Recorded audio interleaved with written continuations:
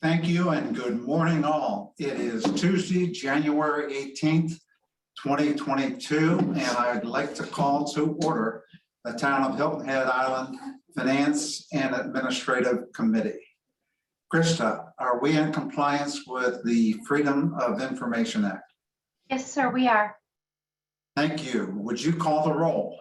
Yes, sir. Mr. Brown, Here. Mr. Harkins, Here. Mr. Stanford, Here. Mr. Lennox. And I am here also. Item 4, approval of the agenda. I would suggest that we consider adding an item to this morning's agenda, and I'll ask Josh to describe the item. Yes, sir. Thank you, Mr. Chairman. Based upon timing of documentation that we received from the state regarding the ongoing redistricting process, and because of exigent circumstances surrounding the need to get this information out to the public in a timely manner, we believe if the committee is so inclined without objection, we would like to add a discussion item on that matter to today's meeting. Josh, is there any action required for that item? At this point, no, it's just a discussion to get some direction for staff in terms of continue to move this matter forward. Okay, any questions or additional clarification needed on that suggested item? No, I just move that we add this item for discussion today. Second. Thank you. And thank you, Glenn, for the second. Any further discussion or any other changes, additions, or deletions to the proposed agenda? Move adoption as amended. Second. All those in favor, please signify by your right hand. Thank you. You have in your packet minutes from the meeting of December 7th, 2021. Are there any changes, additions, or deletions? Move for approval. Thank you, Second. Bill. And second by Glenn. All those in favor, please signify by raising your right hand. Thank you. Krista, do we have an appearance by citizens? Yes, sir. Today, for appearance by citizens, we have Mr. Hoagland to address the committee. Mr. Hoagland, please.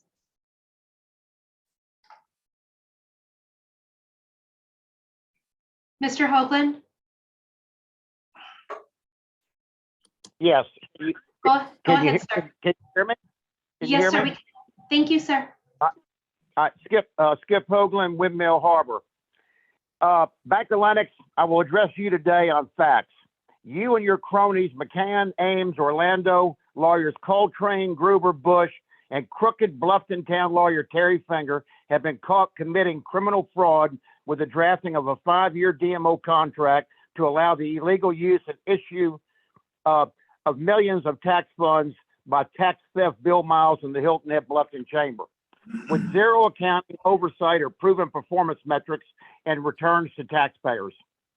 Plus, you violated ATAX laws, FOIA laws, Nonprofit Corporation Act laws, procurement laws, and South Carolina constitutional laws. Plus, Lennox, you and your fellow shysters Harkins and McCann claim you went to the chamber offices to see the chamber accounting. It was a lying fraud. I'm calling for an FBI, IRS criminal division investigation on all of you and a deep forensic independent audit on town records and CPA John Troyer and others' control on how and where all town taxpayer funds have been used legally, illegally, criminally, and disappeared. You were all hired and elected, trusted to approve, spend, and guard our tax money like your own money, not funny money like the game of Monopoly. Lennox, can you name one thing I have said that is wrong about your illegal issue and use of millions of tax funds by crooked Bill Miles in this chamber? Lennox, the recent town audit by Green Finney, who you were involved in, who I called, said this was a independent audit and just an audit of the numbers that they were handed. And then you called it, and Finney called it, a positive external audit report which is criminal fraud. This audit is nothing but a hired town audit by insider town crooks that only show the numbers they want us to see. Only a forensic audit will identify crimes committed by you insiders, and this must stop. This cesspool of incestuous corruption must end. You're a banker. You're a retired banker. I think you understand the difference between a cookie cutter financial audit and a true forensic independent audit. Lennox, you could not be any more crooked. It is absolutely a shame that we have elected people like you and that we've hired people to run this town that are so dishonest. It is absolutely, it's not only a shame, it's embarrassing that we've gotten this bad. Thank you so much. Y'all have a great day. Thank you, Mr. Hoagland. Mr. Lennox, that concludes appearance by citizens. No other appearance or comments by citizens. Agenda item 7, unfinished business. Consideration of the final draft of the affiliated agency association grant request. Mr. Chairman, Yes, John. yeah, I would just like to say that we worked very closely with Councilman Stanford on his suggestions for wording. And I hope everyone has had a chance to review the application. We've had one suggestion. It's in the process, it's in the policy, but we want to emphasize it. We'll talk about how to best do this, but emphasize that the process is through the finance committee to town council. And so we want to emphasize that. And the process is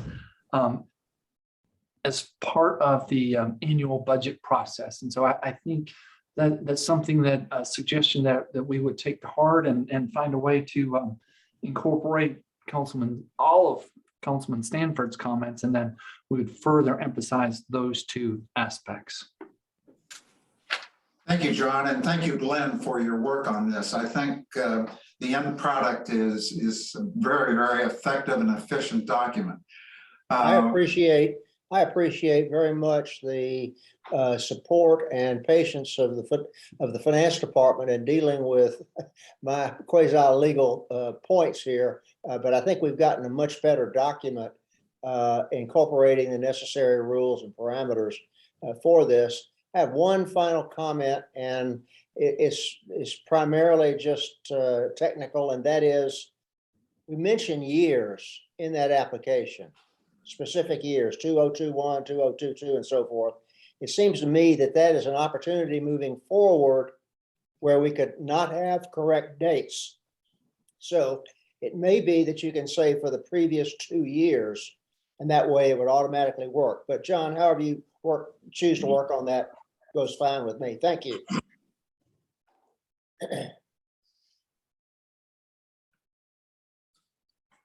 Okay, committee, Alex. Yes. Good morning, everyone, and thank you, Mr. Chair. Thank you, John, for working very diligently on this. Something that is very much needed before we go into budget season. And Councilman Stanford, thank you for lending your expertise along the way. I guess two very minor items for me.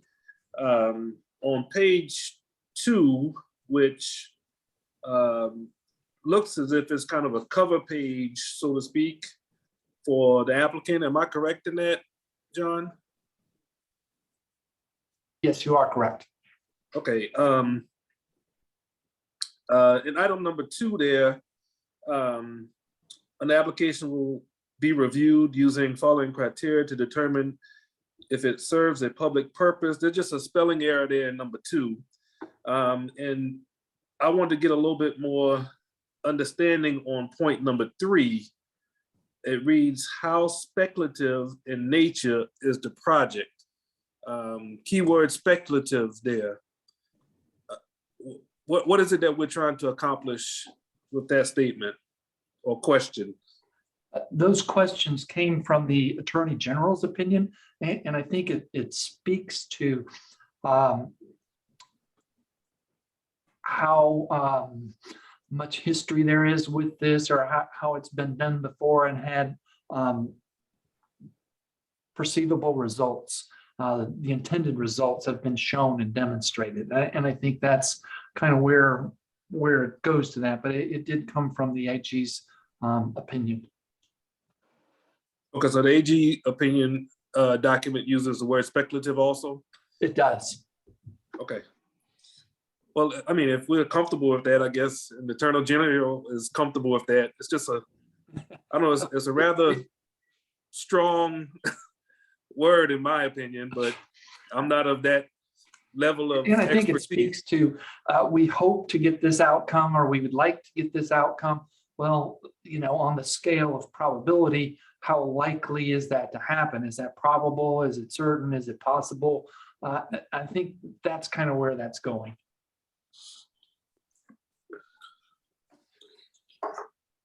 Okay, that suffice for me. Okay, thank you, Alex. Other comments or questions from the committee?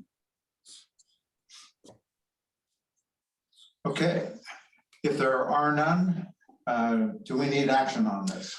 No, without objection from the committee, we'll just move forward with finalizing the document based upon the comments from today's meeting.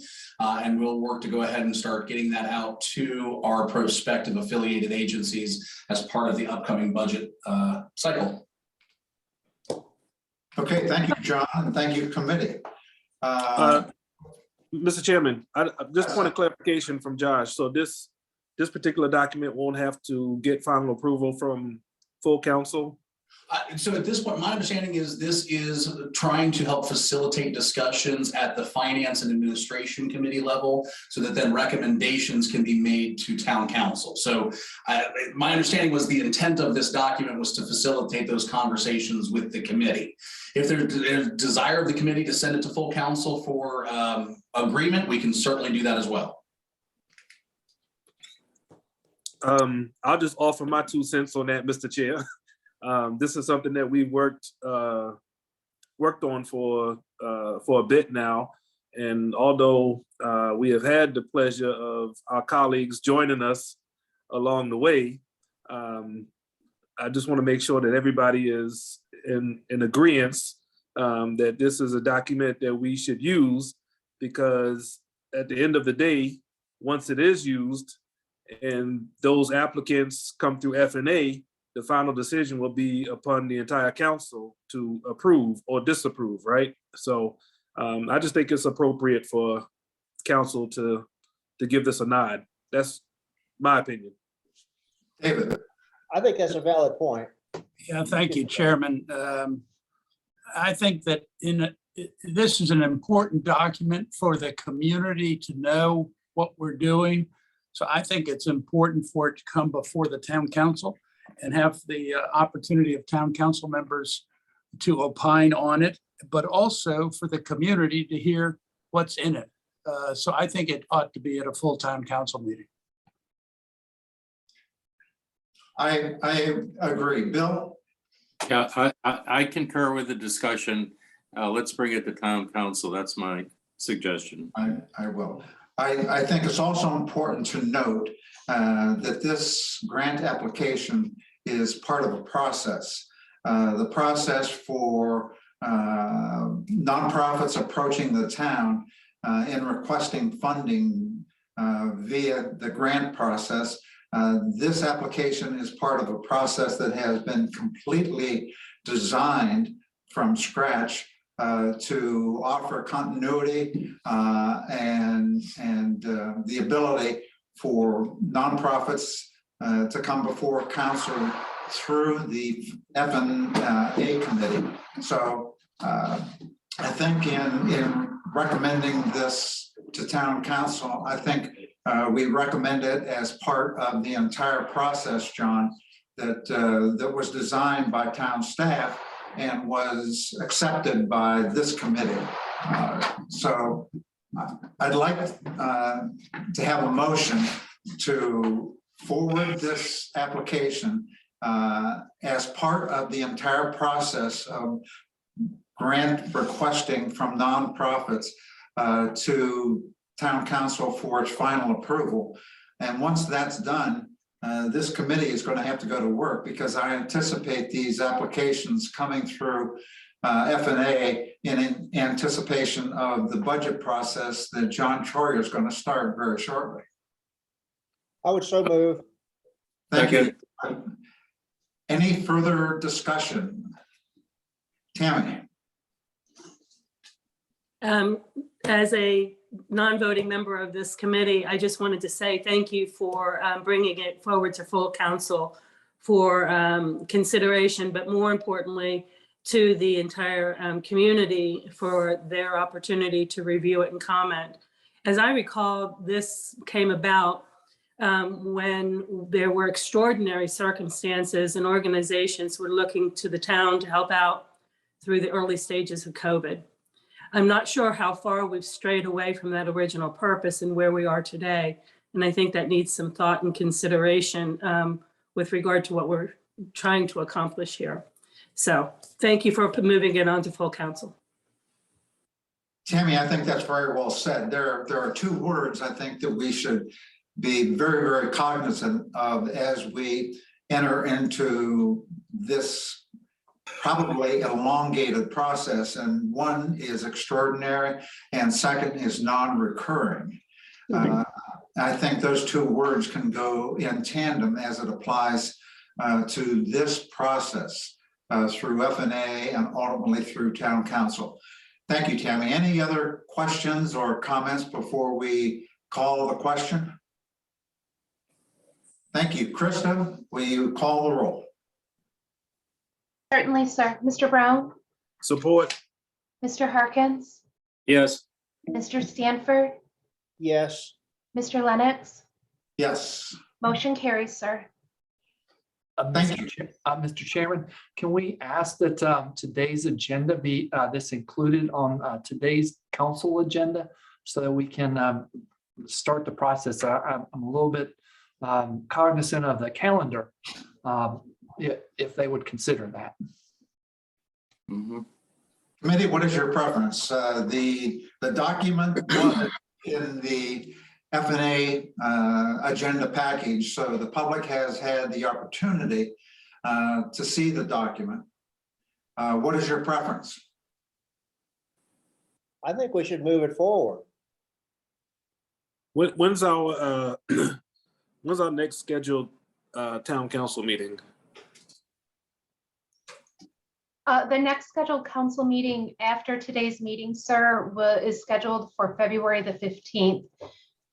That would be the next time you would hear, you would take it up as a full council. Should the mayor approve for us to amend today's agenda, albeit rather suddenly, it would, you could potentially take it up today. But Josh, I have to defer to you on the legal side if it's possible to do that with council taking action.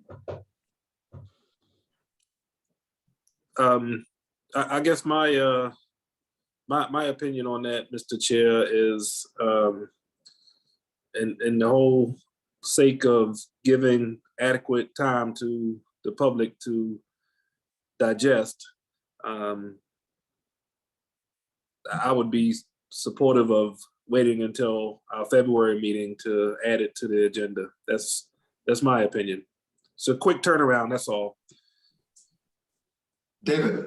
Yeah, I've spoken to this before. I think it's bad policy for council to take action on any item that the public has not had adequate time to understand both what's in the action, but also that the council is doing something that may be important to the community. So I just think as a matter of policy, we should not be taking action on the same day or in advance of the regular separation or separation between the publication of the agenda and the actual town council meeting. Tammy. Just picking up on that, as I recall, a year ago, maybe it was two, time now is gone. But I thought that was the policy that we agreed to, that things would not come out of committee and go directly to town council on the same day. So that's my recollection, and I think that what David said is smart. John, I think there's a natural hesitancy to insert anything onto the town council agenda the same day that the council meets. That being said, I think the community is in a catch-22 on this. If we defer this until February, that's going to make a pretty short fuse for those nonprofits that want to enter into this process when compared to when we need to finalize the budget. So that shortens that timeline for the nonprofits by 30 days. So I think recognizing that, and I would also say, John, that this application has been in the public domain for some time, has it not? It has, it has.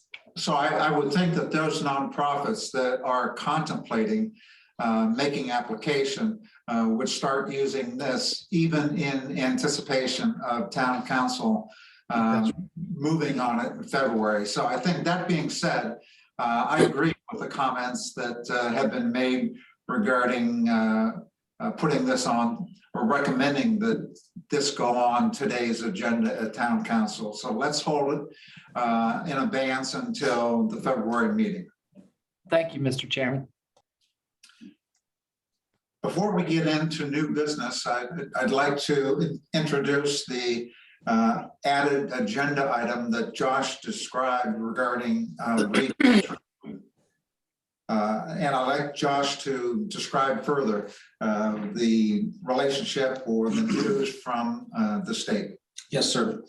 Thank you, Mr. Chairman, members of the committee, for the committee's benefit and also for the public's benefit. Just kind of want to summarize very quickly where we are at with this issue.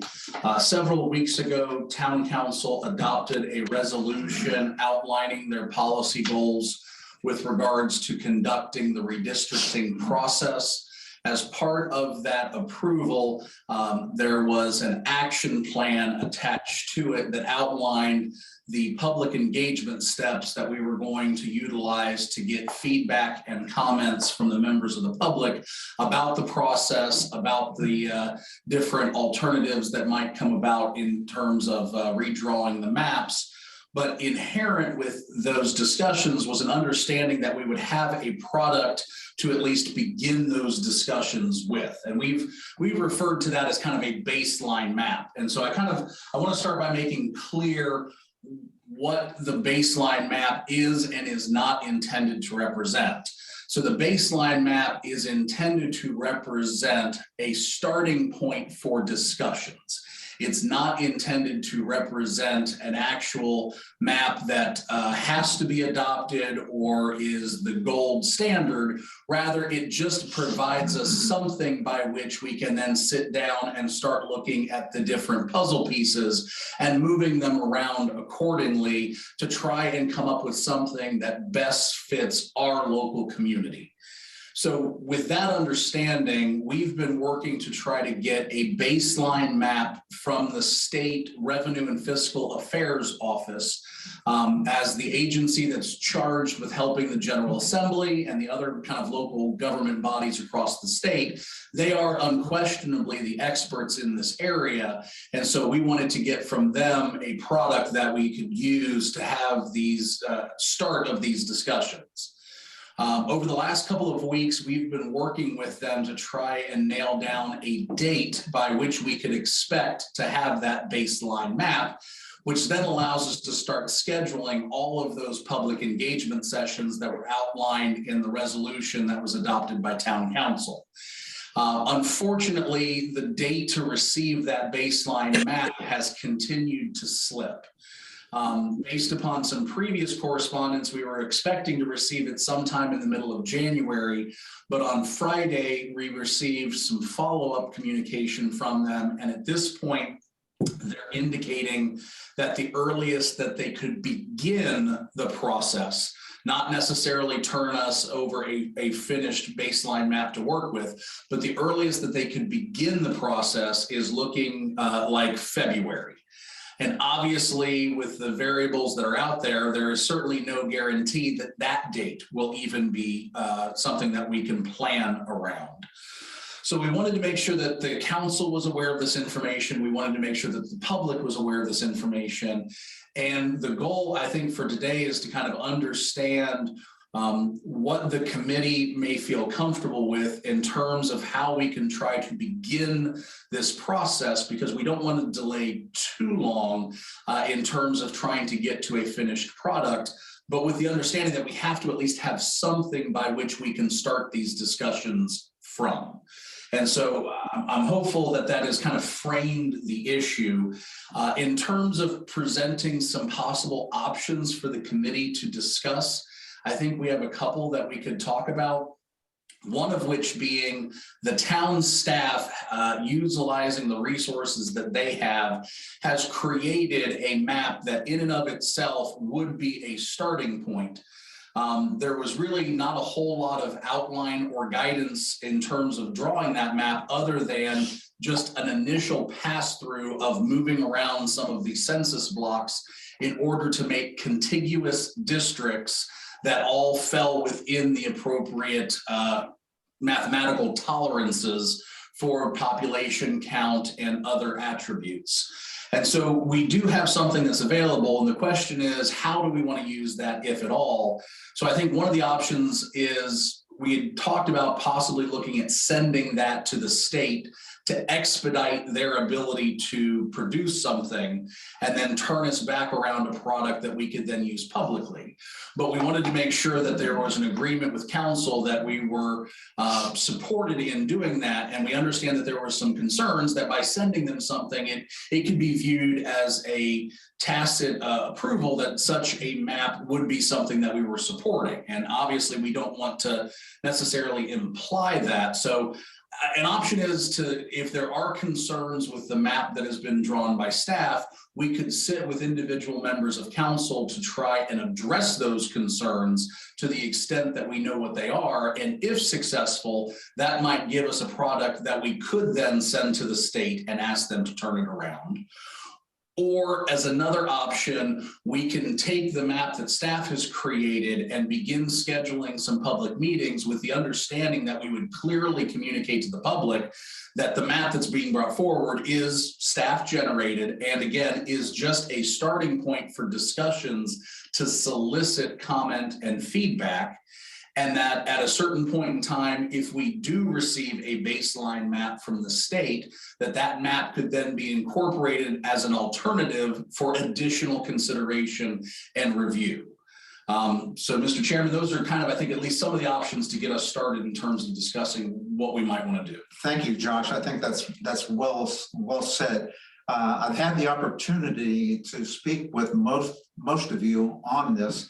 And Josh, I think it's safe to say that the map that has been generated by staff is merely a mathematical model to adjust the wards, and it has resulted in a tolerance or a variance of about 5%. So this is nothing more than a mathematical model to make the numbers work. It takes into consideration, or it fails to take into consideration, any issues of social demographics or community.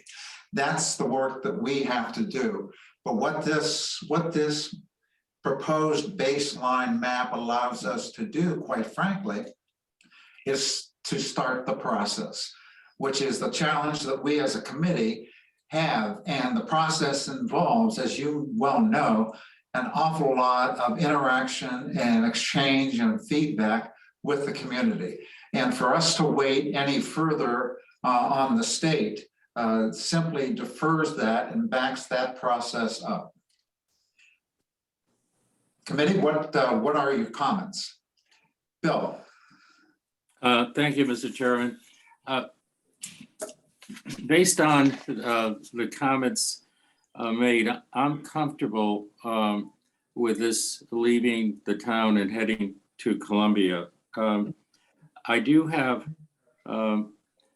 some suggestions that the conveyance letter be very carefully crafted so that it makes clear to the reader that this is something that we're not recommending, we're just viewing as a starting point. I think that that's very important. Words have a lot of meaning too, or implications. When we use the words baseline, that has a foundational connotation to me. So I'd like to see something besides saying baseline in the communication. I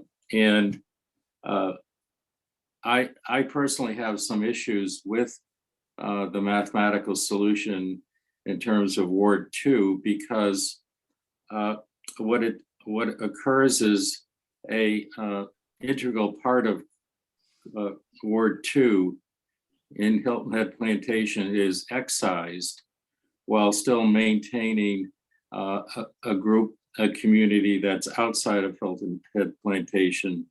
And that doesn't make a lot of sense to me, but I think we can work things like that out. I'd like to hear from the public. As long as this is not stamped approved, and it helps to serve as a catalyst to get this going, I'll play along with it. Following up on Bill's comment, Josh, what responsibility, if any, do we have to introduce something to revenue and fiscal affairs prior to us starting the process?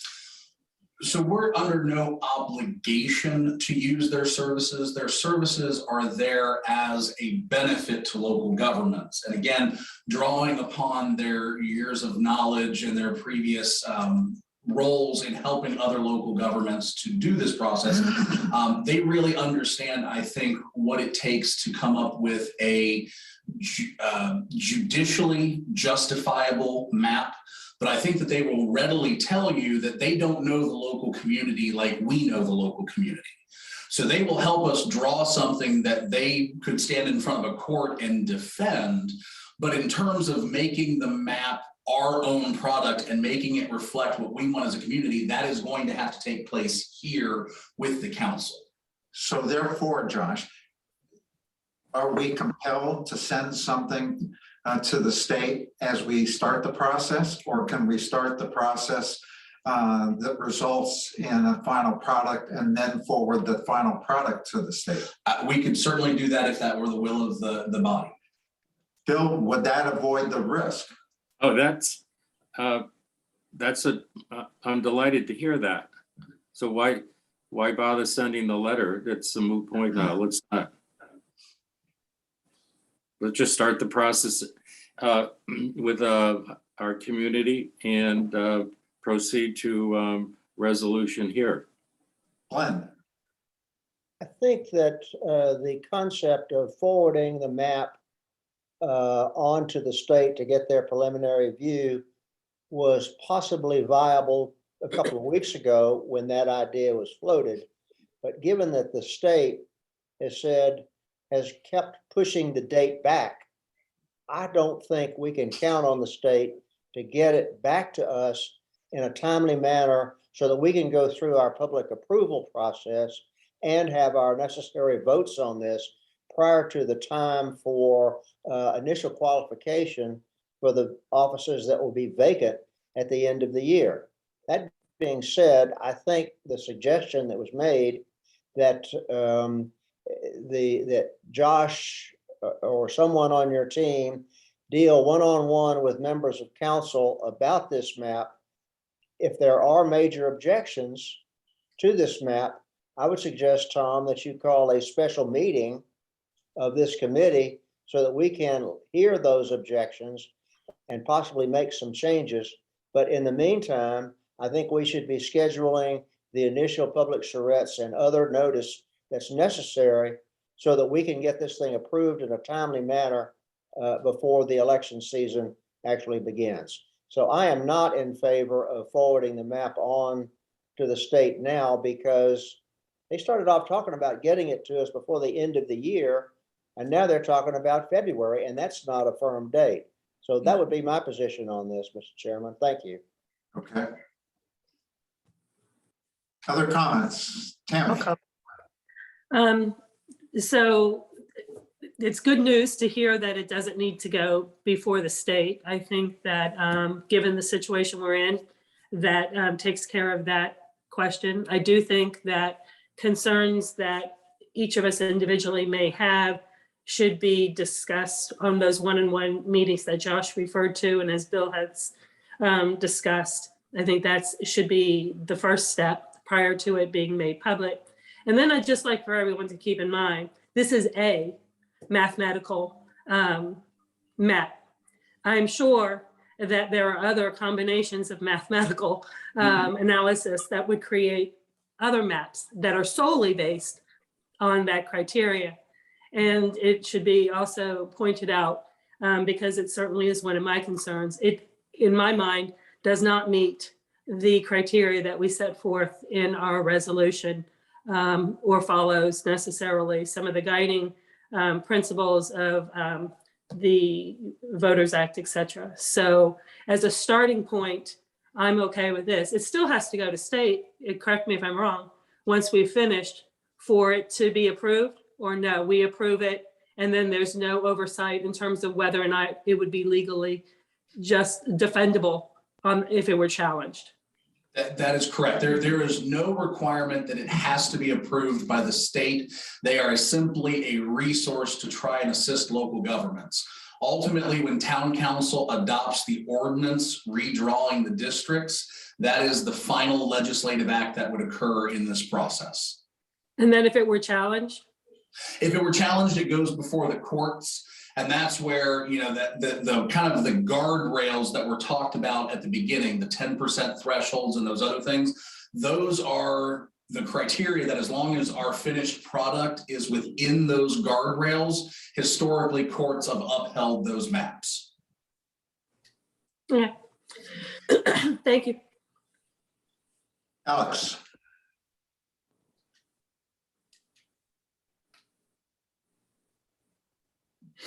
Thank you, Mr. Chair. And Mr. Gruber, thank you for being so knowledgeable and persistent on this matter. I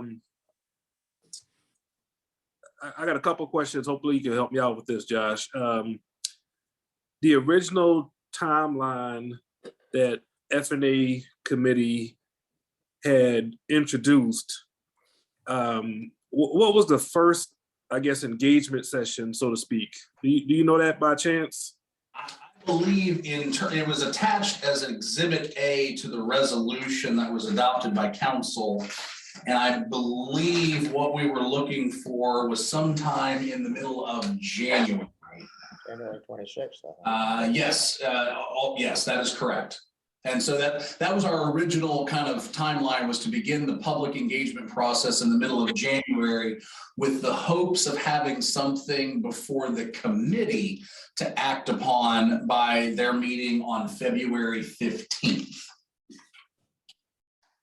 Okay, and the time between the 26th and the 15th allowed us some public involvement, is that correct? It did. It was a very compressed timetable, but it allowed us to hold several public meetings. It also allowed us to hold several meetings one-on-one with members of council to have those conversations as well. Okay, and during those public meetings and the one-on-ones with council, how do you envision the disciplines being introduced? Well, I mean, ultimately the goal, and I think Councilwoman Becker kind of hit the nail on the head, there's a number of alternatives that you can come up with that still meet the mathematical criteria. And so the goal of these processes, both with the public and with council, is just that: develop alternatives. Because then those alternatives all get brought forward and the committee would have the opportunity to look at, option 3, option 4, option 5, and talk about the pros and cons of each one to ultimately try to determine what's going to be the best, or in some cases, it's a combination of alternatives that are out there. But what we're working towards is taking all of those different variables and the comments from council and the comments from the public and using those to develop a map that everybody can agree with. Okay. So staff will be taking very good notes along the way so that we can develop those alternatives, correct? Okay. Yes, sir. That definitely satisfies my drum on this with the hopes that we can adhere to the original timeline that we had agreed upon. I think it's very important that we have the public engaged in this process. Hilton Head is unique in this geographical layout, right? And there's a lot of disciplines that we agreed that we want to take into consideration. One point that I'll make is a ray of hope here with the baseline map is there's a lot of room to move on that map based on the 5% differential that Chairman Lennox mentioned earlier. Okay, so I think we're in a good place to start, and I think the community is anxious to start.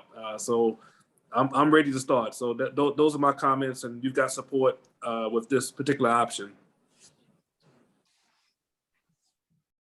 David. Thank you, Tom. Recognizing that timing is an issue, I'll offer 4 steps that I think make sense. And there's a difference in what I'm suggesting and what we've been talking about. And the first one is the important one. From my personal standpoint, I would like to be present when other members of council are offering their opinion of what might make the ward distribution map important, viable.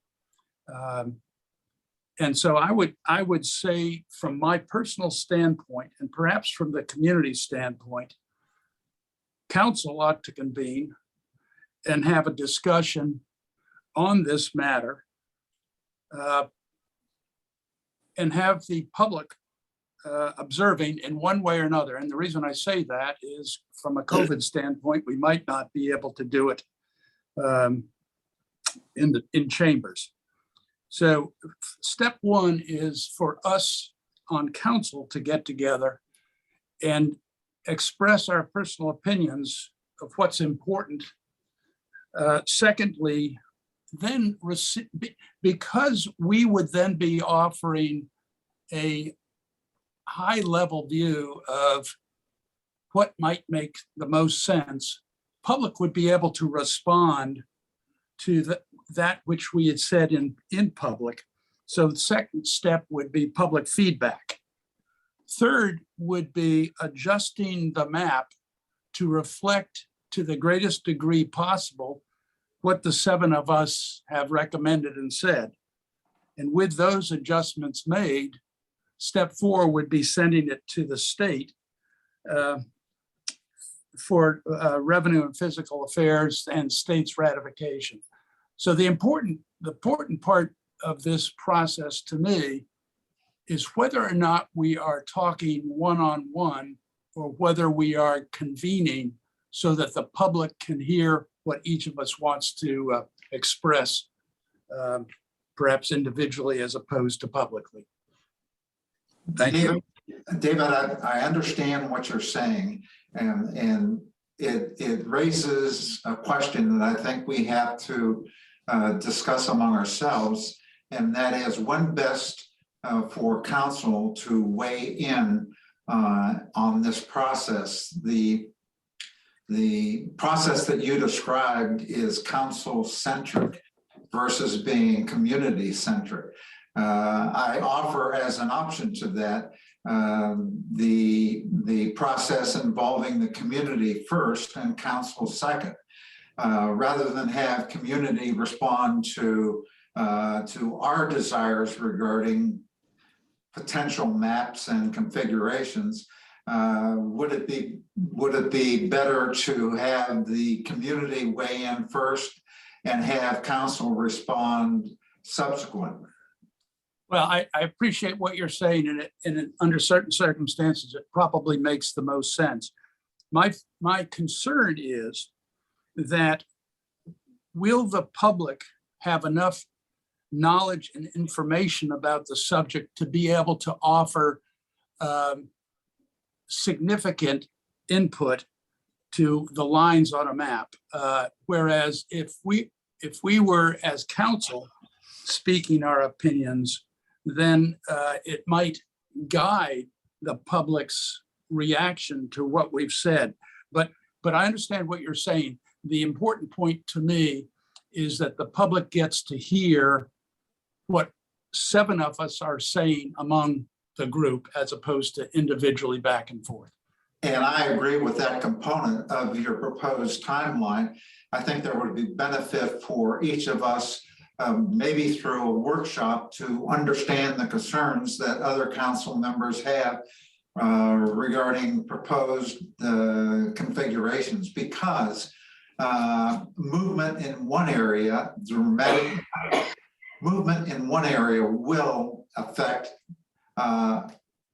subsequent areas. I mean, we can't make changes in the map unilaterally.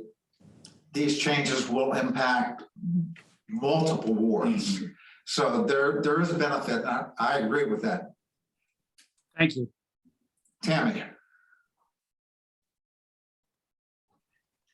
Muted, Tammy.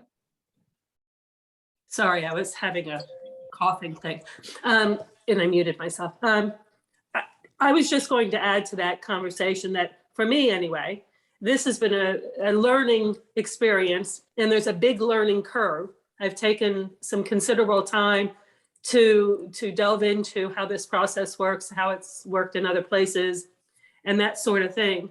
So I say that just as a starting point for where the public might understand where we are. So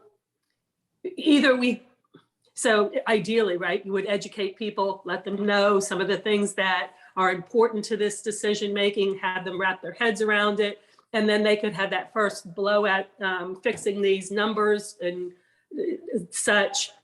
That's time consuming. We certainly would want a large spectrum, cross spectrum of the population to be involved in that, not a hand-selected group of people who are already interested.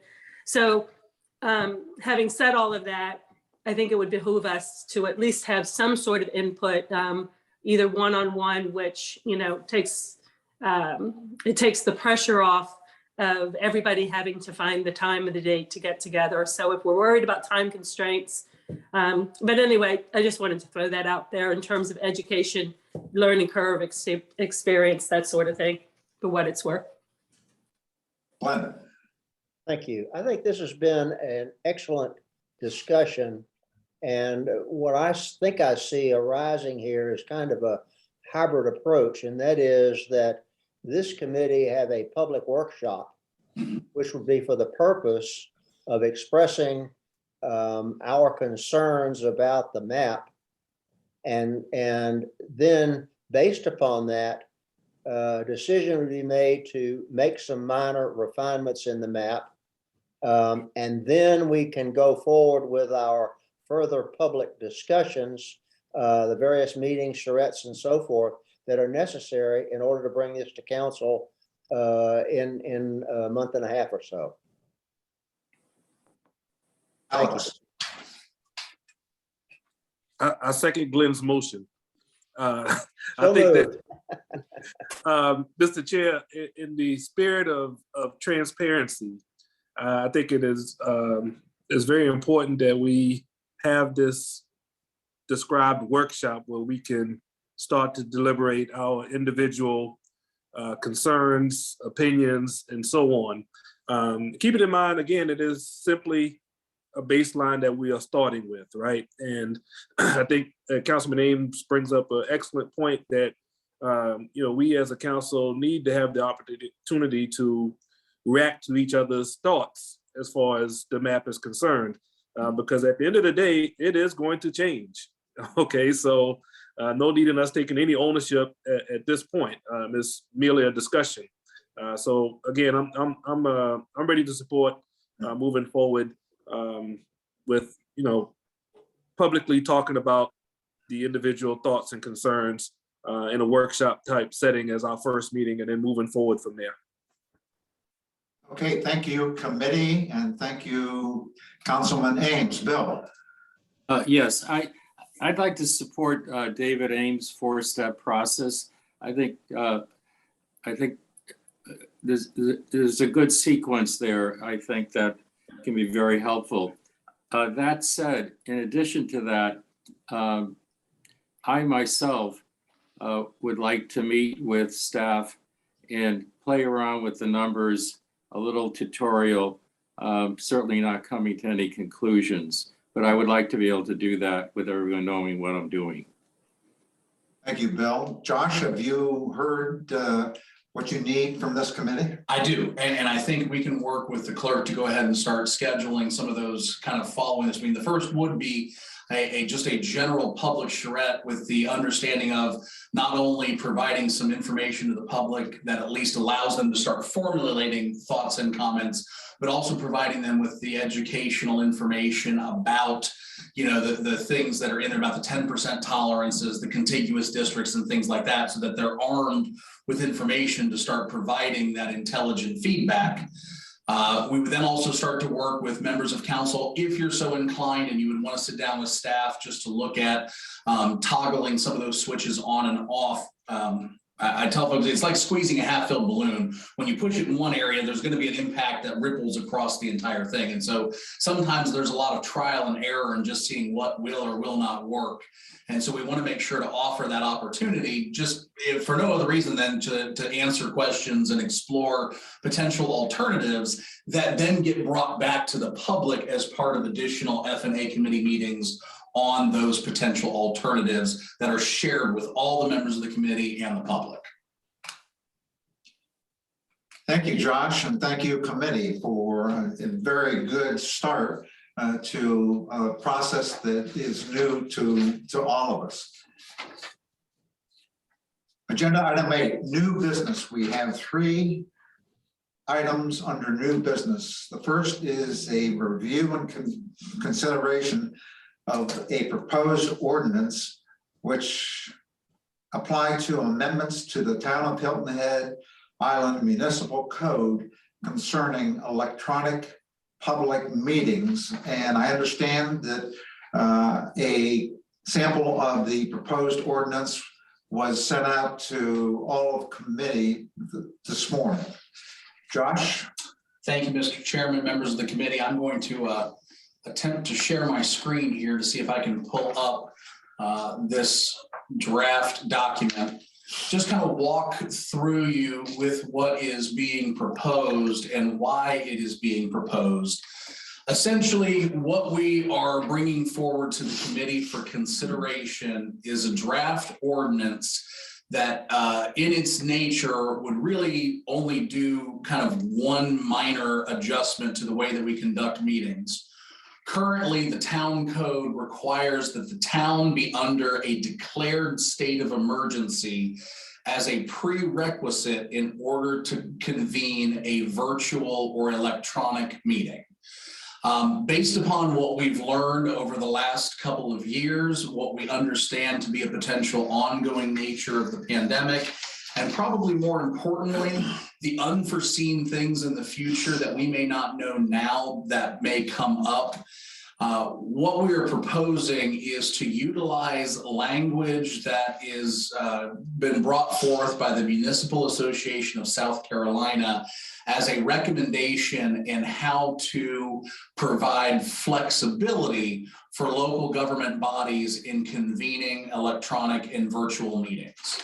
And so, again, just to review a couple of the changes, The section right here that you see with a strike through, that is the language that is currently in the town code that basically requires that a state of emergency be in place prior to a virtual meeting being called. What we are proposing to change it to is essentially giving the discretion of the chairperson of the body that's meeting to call for the virtual meeting if it's appropriate for them to do so.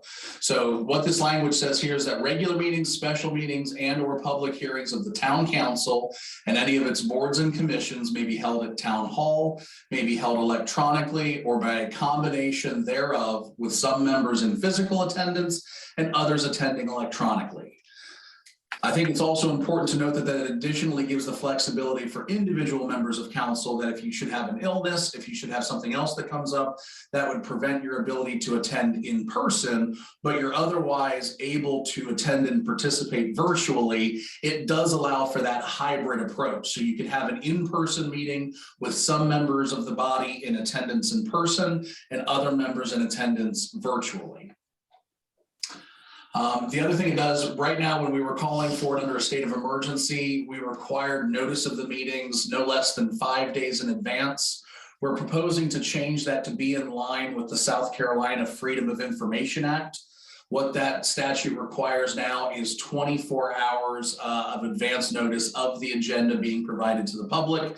Again, our goal is to get that information out substantially in advance of that, but that is the latest by which something could be amended and proposed and still be in compliance with the Freedom of Information Act language.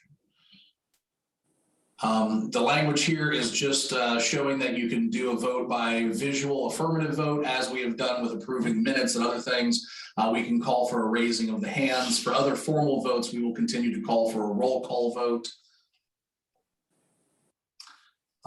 And again, just classifying that meetings can be done via in-person attendance or by an electronic platform. And then for virtual meetings, our rules of decorum and the ability to provide written comments both prior to and during would remain the same as they're currently being utilized. And Mr. Chairman, I believe that is the extent of the changes that we have brought forward. Okay, thank you, Josh. With this section, which applies to a combination of in-person and virtual, facilitate council members who are unavailable by virtue of being out of town. Would this facilitate their ability to attend a meeting virtually that was actually in person? Yes, it would allow for that. Now, obviously, if there's a preference by the chairperson, I think that that can be a conversation between the chairperson and members of the body. But from a technical standpoint, it would allow for a hybrid approach, which is some members to be in person and some members to be virtual. Okay, committee, what are your questions and comments? Glenn? Thank you. First, as long as it is not required by state law or other town code, elimination of the concept of state of emergency makes a whole lot of sense to me, given what we experienced a few months ago. So as I understand it, Josh, there is no requirement that there be a declared state of emergency for this type of action to be taken. Is that correct? That is correct. That's great.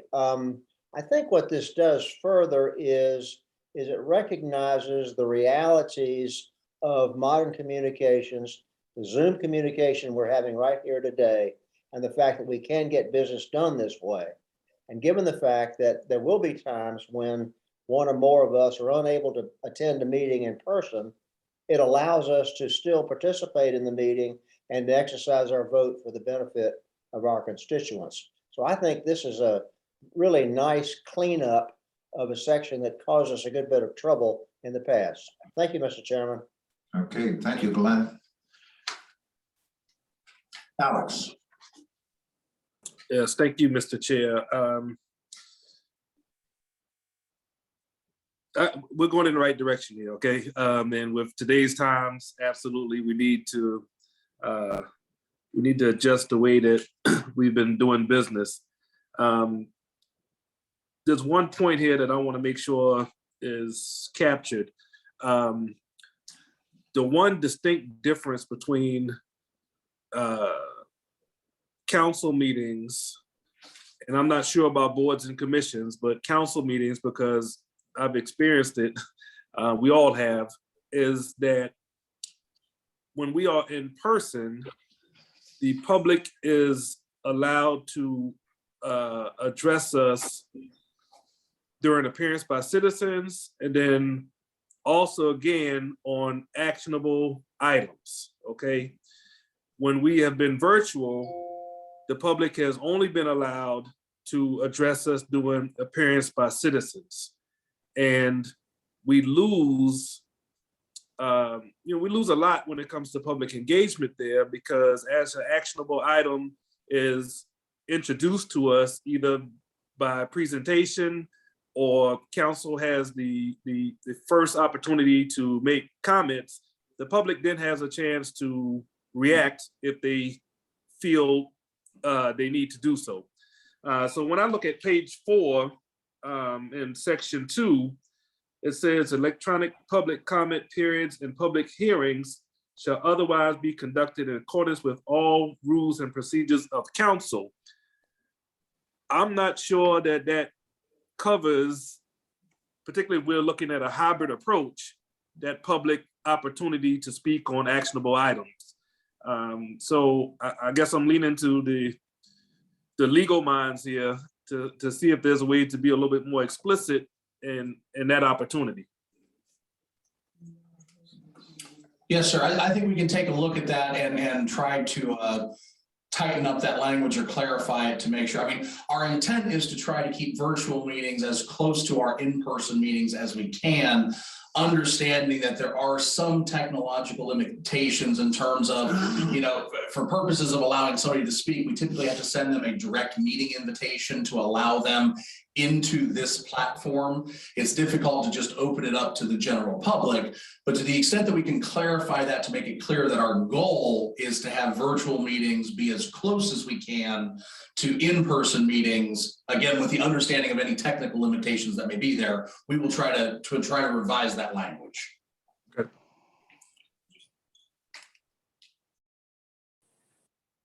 Tammy. I'm not part of this committee. I was waiting for everyone who is to speak first, to give my 2 cents worth. I understand the extraordinary situation that we were in with regards to COVID and why we are virtual. And it's worked fairly well. It does not, in my mind, satisfy what government should really, how government should really function in terms of our role with the public. For many of the reasons that Mr. Round mentioned with regard to opportunity for reaction to actionable items, for the opportunity to be looking eye to eye with those that we represent. Those are important aspects. I also see, so I will find it very difficult, if not impossible, to support this idea. There are other pitfalls that I see us falling into if this was an ordinance on the books. I think when necessary, we know how to make this happen. But as a regular course of business, I don't think it helps us in the public eye, and I don't think it helps us to do the public's business in a meaningful and thoughtful way. So my 2 cents worth, but I will find it difficult when it comes before council to support. I see this as providing increased flexibility to town council and committees of council. I don't enter the discussion with the idea that it would be misused or abused at all. I think Glenn's comments were spot on. I agree with Alex in that we have throughout this past 2 years missed a large part of the community input and reaction to actions that we take. And I think when we go back to in-person meetings, that interaction with the community will be reintroduced again. And I think we all benefit from that. As we contemplate a hybrid meeting where, for example, council is in person, but we do give the ability to a council member who has a need to be absent. They do have through this the ability to participate virtually in an in-person meeting. And I think that's good. To the extent that the community wants to participate or weigh in on an issue that is on the agenda, even though the council has the ability to meet on a hybrid basis, that person would appear in person and hopefully give us that interaction back that Alex has described us as missing through the 2 years. So I think this makes sense. I don't enter the discussion with the idea or even the inkling that this would be misused or abused. I think it would facilitate perhaps increased participation from council members, committee, commission, and board members as well. David. Thank you. I appreciate that. I'm not a member of this committee, so I haven't had the opportunity to review the document that was distributed.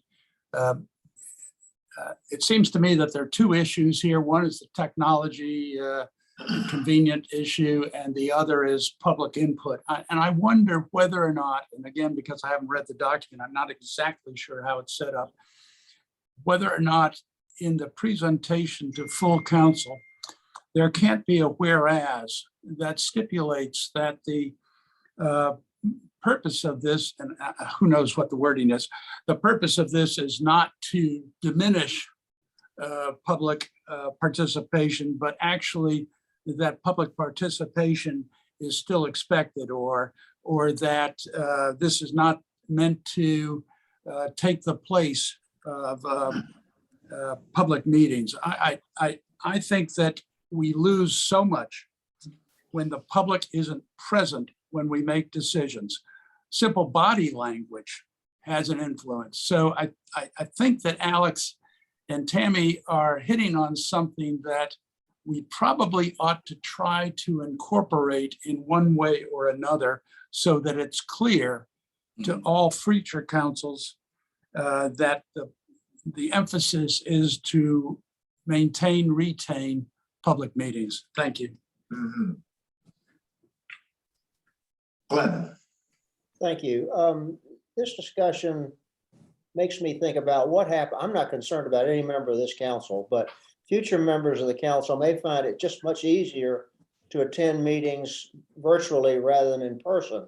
So it would seem to me that anyone who intends to participate in a meeting that is being held in a hybrid fashion needs to clear that participation with the committee chair or the mayor, as the case may be. I think the discussion was subject to the chair, and in council's case, that would be the mayor. I was gonna say, that was the thought, that would certainly be an informal conversation that took place. If you want to make it formally part of an amendment to make that an explicit requirement, we can certainly do that if that's the will of the committee. I don't know how it is the law unless it is part of the law. You can educate me. Do we have some rules that are not contained in the Code of Ordinances? I don't think so. Well, in terms of compelling attendance, I mean, it's up to the individual member to attend. And so on the one hand, it could be you as elected officials know that your constituents expect you to be available to them. And so I think from one standpoint, the assumption is that most members of an elected body are going to want to be in person to the extent that they can. So the intent behind this is to not diminish that in any way. It just creates the flexibility that if something comes up, for example, somebody's having to quarantine, just to use a recent example of things that we are having to deal with, then it gives them the flexibility to still participate while not being able to physically be at that particular meeting. I don't know. What do other people think about this? Should we put in there some requirement that the person clear it with the mayor?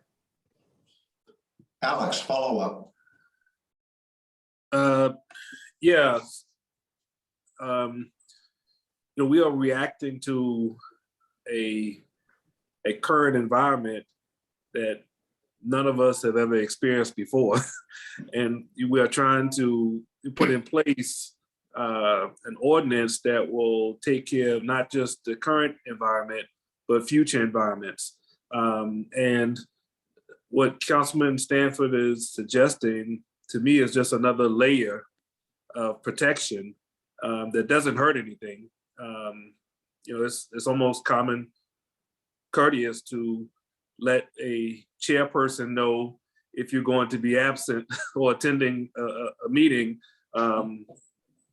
virtually. So I'm okay with going in that direction if we can add some additional language to the document. Okay, Bill?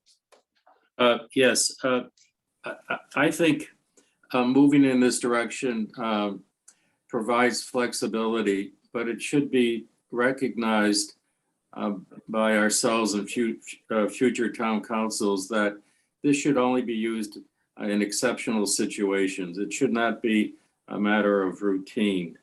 I like the idea of explicit okay from the chair and the mayor.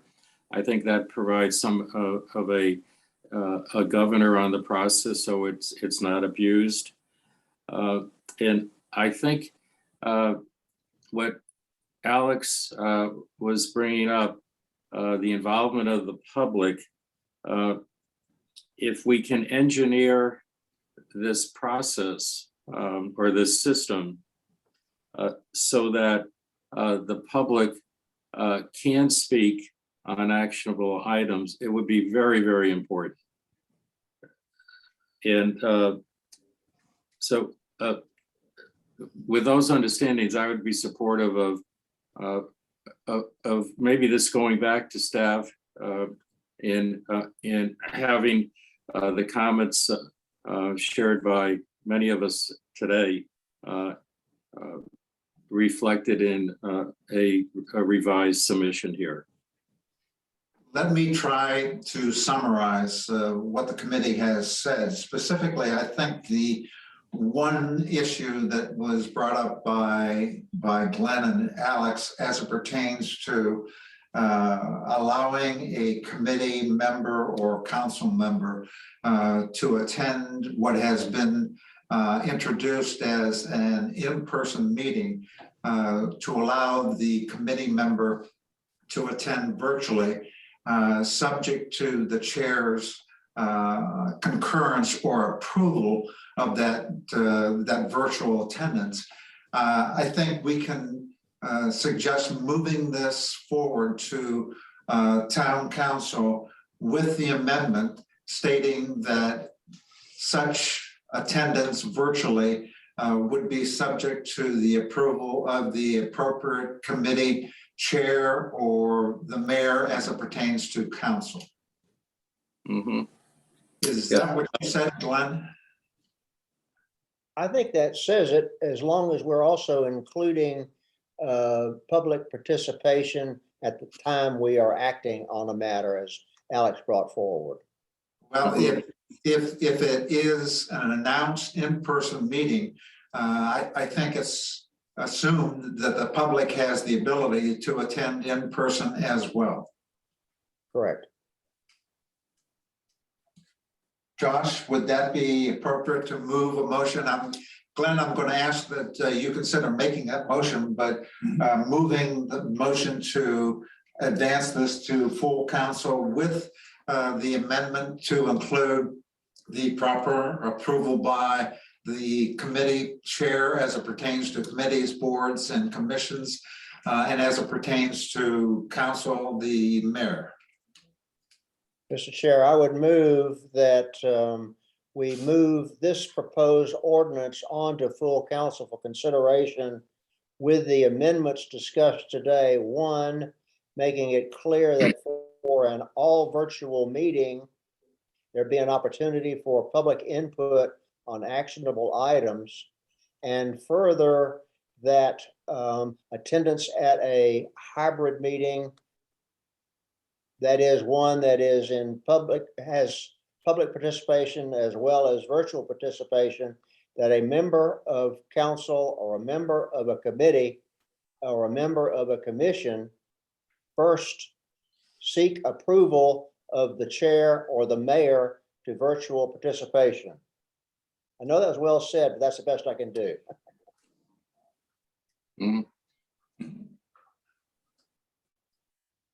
Josh has got it. Is there a second? Second. Thank you, Bill. Further discussion or questions pertaining to the motion? If there are none, Krista, would you call the roll?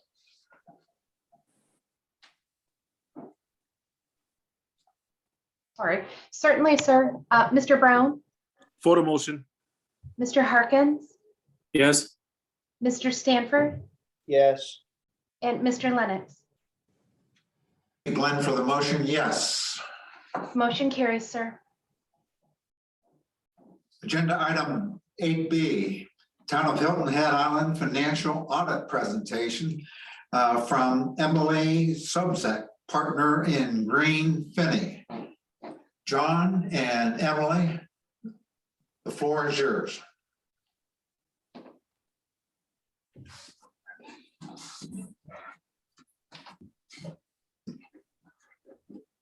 Good morning, Emily. Good morning. John, did you want to add anything before I get started? No, other than we welcome you. Thanks for coming back, and thanks for giving our finance committee and other council members an opportunity to just have a little bit more time as you give your presentation. And so they heard your presentation, but just as a kind of a background format, so that there can be some Q&A and involvement and a little bit more time for the committee members to take a chance and ask a question or two. All right. Well, thank you. Yes, I'm happy to have the opportunity to return. And certainly, if there's any questions that that you have related to my presentation or anything that you'd just like more information about, I'm happy to provide that. And so what I Can I interrupt for, may I interrupt for just a second, please? Sure. I raised the concern at your prior presentation. I'm not a financial person, so you were going through the numbers and I was trying to keep up with you. And actually, what's on my mind today is for perhaps the chair to interpret some of the things that you're saying and how they fit into our choices that we make in terms of budgeting and capital expenditures. So it's, I don't want to bore everybody who understand exactly where you're coming from, but I am interested in having a better understanding of how all these numbers impact policies and investments for our community. And if you want to add to your comments in response to that, I'd be happy to hear them. Thank you. Sure. Yeah. So no, I appreciate the request for more discussion, and I think that oftentimes we auditors and accountants can kind of get into our accounting speak, and I understand that that sometimes it's not clear the points they were trying to get across. And so what I'd like to do is I'm going to pull up my presentation again, And we'll focus really on the financial results slides, and we can, look at anything else if y'all'd like. And we'll just kind of go through the numbers again, and then if I can provide more narrative as to what these results mean, or if you'd like for John to jump in, then we'll both be happy to do that. Thank so you. give me just a minute. Therefore, Emily and John, Emily has the outline and the presentation that was given to us previously. But to David's point, if you would allow this to be a presentation that can take questions and comments as you present, and have John and Emily be prepared to respond to those questions and comments as the presentation plays out, rather than wait to the end. Yes, absolutely. And just for future, for future presentations, I am always happy to take questions throughout the presentation. I know that sometimes if you wait until the end, then you forget what your question was or what the details of the slide were. So yes, please feel free to jump in. I'm not going to go through every slide since we have already done that, but if there is anything that I skip over that you'd like me to go back to, then please just let me know. And so we know the town's responsibility and our responsibility as it comes to the financial statement audit. Just quick reminder, we did issue an unmodified opinion, and that opinion provides reasonable assurance that the financial statements are materially correct. So again, this is a financial statement audit, not a forensic audit. And so our goal is to determine whether your financial statements are materially correct and that they are properly presenting the financial results of the town. Okay, so let's look at your general fund balance. Your general fund balance did increase from the prior year by about $3.5 million. That total fund balance of $25.7 million includes committed fund balance of $17.6 million. So that is committed by council for future disaster recovery needs. That amount did decrease by a little over $1 million compared to the prior year because of the levels of reserves that you have in your natural disasters fund, which that natural disasters fund, as you'll recall, that is where the additional property tax revenues that the millage that is specifically for future disaster recovery, those revenues are in your natural disasters fund and restricted for potential natural disasters in the future. So that is because they are property tax revenues, those are restricted by third parties, legally restricted, not restricted by council. And so you've got about 33 million over there in your natural disasters fund. This additional amount that's in your general fund is to supplement that amount, because as we saw with Hurricane Matthew, one storm comes through and can have just a terribly significant impact on the town. I think that it's clear from your general fund, from the graph we have here that shows the fund balance over the past several years. Hurricane Matthew was in October 2018, if I'm remembering that correctly. And so that's fiscal 19. And as you can see, because of the October 2016. So back in fiscal 17 is when Hurricane Matthew was, and that is when your fund balance was at the lowest, understandably. But you can see there that the financial condition has continued to improve over the years. And I do think that that is a direct result of the strategic decisions made by town council and by management, making cuts where you needed to add to your reserves and allow the town to rebuild and recover, fairly quickly, really. So okay, am I correct in saying that there's 33 plus 17, approximately 50 million designated for disaster at this time? That's correct. John, am I recalling those the natural disasters fund number? You are. Yes, the 5 mils goes to the natural disaster fund, and it is available for response to that. And that's where we receive the 5 mils and make the payments on the debt. Yes. Thank you. Okay, and so the 17.6 million is committed for disaster recovery. You also have a little over 400,000 that's for town council initiatives. So that is assigned. Again, that designation is made by council. So with both the committed and the assigned, those are designations made by council, which means you could also change those in the future should you choose to. And so here's where we compare your unassigned fund balance, so your undesignated amount, to your total general fund expenditures. And so again, we're looking at about 17.5% of your fiscal 2022 budgeted expenditures in your unassigned fund balance. So what that tells us is that you've got a little over 2 months of general fund expenditures in your unassigned fund balance. So a very healthy position there.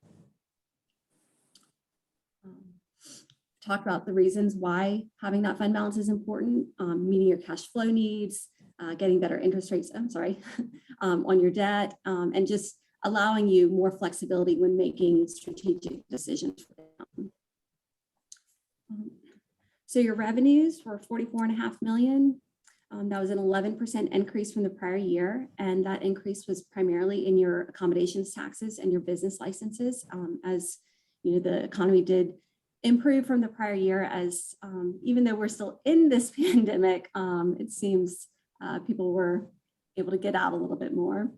And you're pretty consistent with what you had budgeted, just about 2% better than your fiscal 21 budget. Any questions on the revenues? So on the expenditure side, we had an increase of about 5.5% from the prior year. But while your expenditures increased compared to 2020, you were still 7% below what you had budgeted. And that was really due to intentional conservative spending as we continue to see what kind of impact the pandemic would have on your revenues. And so trying to keep those expenditures down in case your revenues did not come in as you had anticipated in the budget. All right. And so on this slide is where we look at all of your governmental funds combined. So we include, in addition to the general fund, we add on your special revenue funds, debt service fund, and your capital projects funds. And so for the town as a whole, we're looking at total revenues and net other financing sources of 99.1 million compared to expenditures of 83.6 million. And so just a couple of things to note there when we're talking about net other financing sources, that is for your governmental funds, that's primarily consisting of bond proceeds. In fiscal 21, you did issue some refunding bonds. And so you received the proceeds, but almost the entire amount was then put into an escrow fund to refund some of your older outstanding bonds so that you were able to achieve a better interest rate on those bonds. And those expenditures of 83.6 million, as I note, that does include your debt service payments, so both principal and interest on debt service, as well as capital outlay. Because remember, when we're looking at your governmental funds, we're focused on current assets and current liabilities.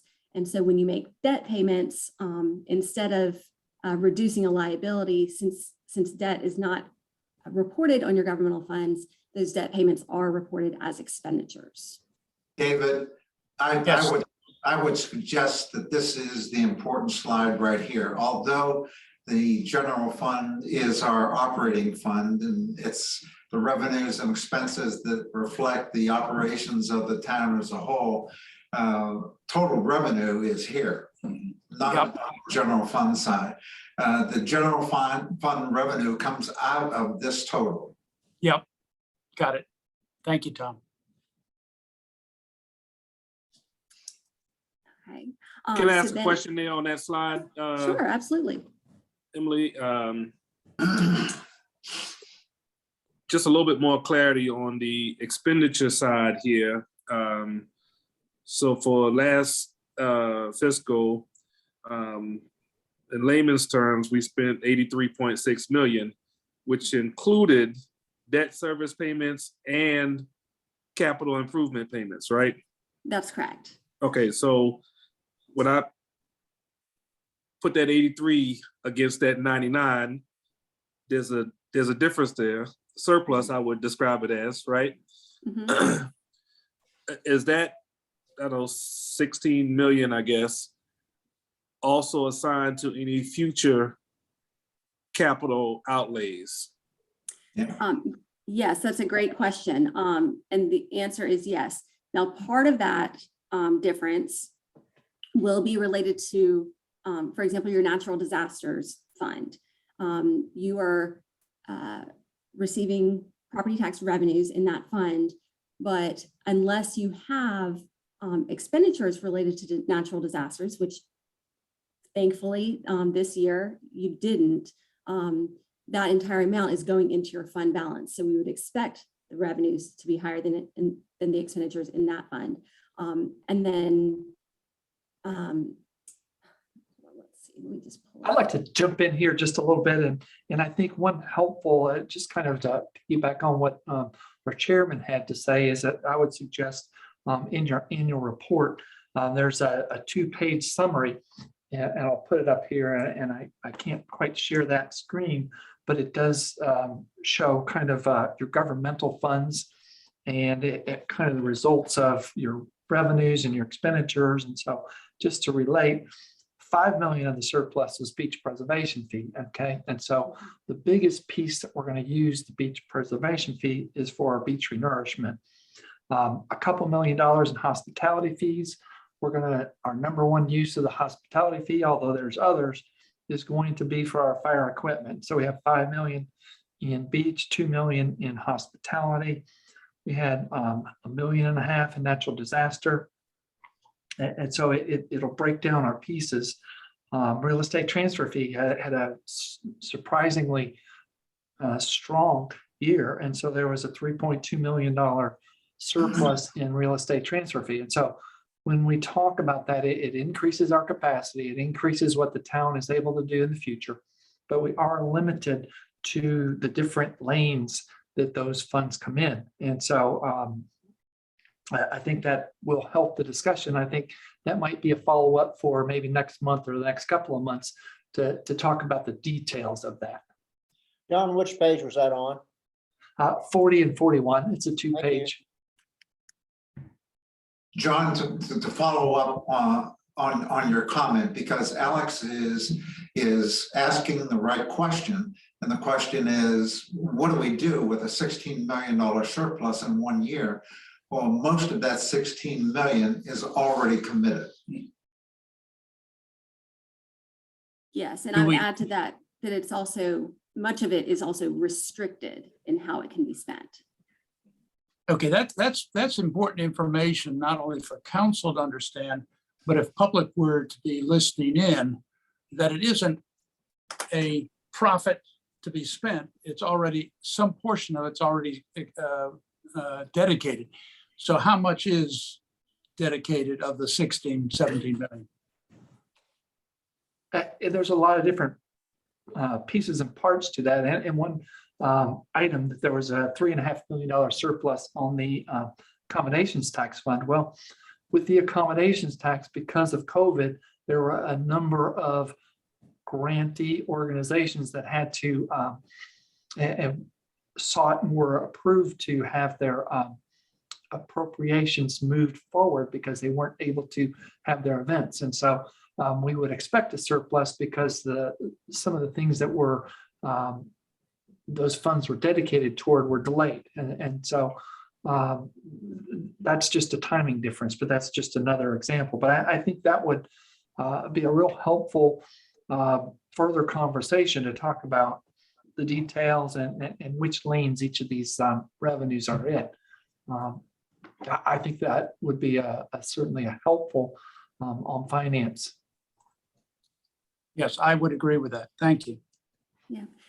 And so in addition to looking at that statement of revenues and expenditures to see where, which funds had those surpluses for the current year, I think it might also be helpful to look at the balance sheet which precedes that statement.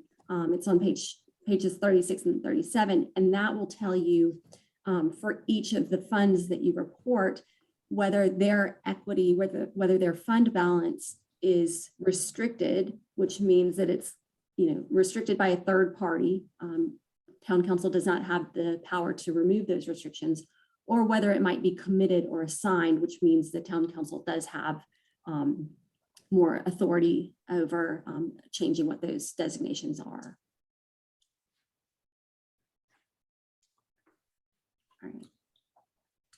All right. So then we've got your stormwater fund.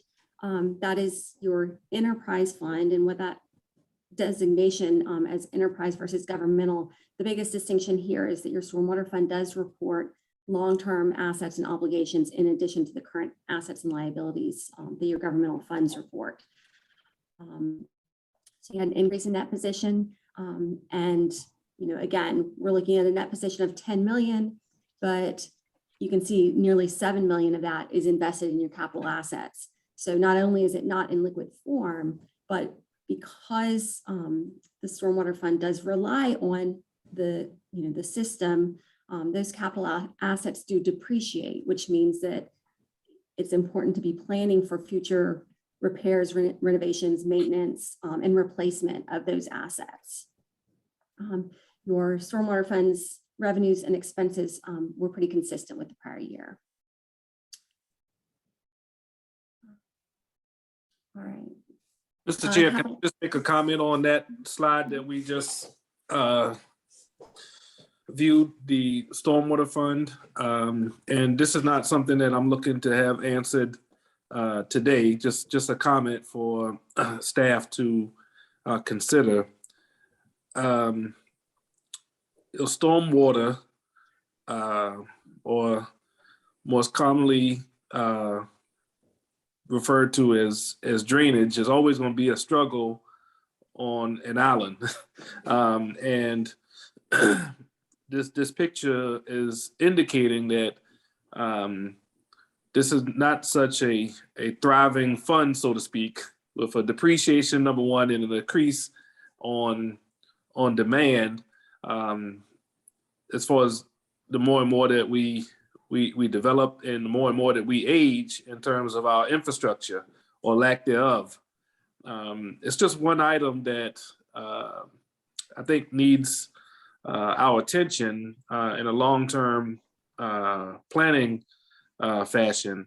And with us looking at other revenue stream opportunities, there may be a discussion around how we can do better in this area with grabbing additional funds to maybe offset some of the projects along the way. So again, not necessarily a question, just an observation and a comment. Yeah, definitely a great point, because those future repairs and replacement or expansion of the system, they can be quite costly. So it is very important that you have a plan in place for those. Capital assets of 294 million. Any questions about this slide? The projects that are ongoing? I don't. All right. Then we look at your long-term obligations. Total long-term obligations outstanding of 126.7 million. As I mentioned earlier, you did issue those 12.1 million in refunding bonds that were used to fully refund the outstanding 2011 GO bonds and partially refund the outstanding 2013 GO bonds. So essentially you paid those older bonds off early because they were at higher interest rates, a higher interest rate than you were able to achieve with these new bonds. And so you are getting some savings there. The net pension liability, I know that's something that often brings questions because it is a little bit confusing. It's an actuarial liability, and so that means it is an estimate that's based on a number of different assumptions, things like mortality rates and future employment rates.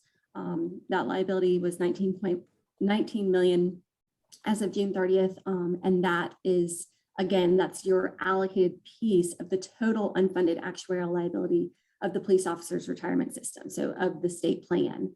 You know, as I've mentioned in the past, while you don't have any control over that liability and it does not affect your cash flows directly, what does affect your cash flows is the state mandated employer contribution rate that you're required to pay.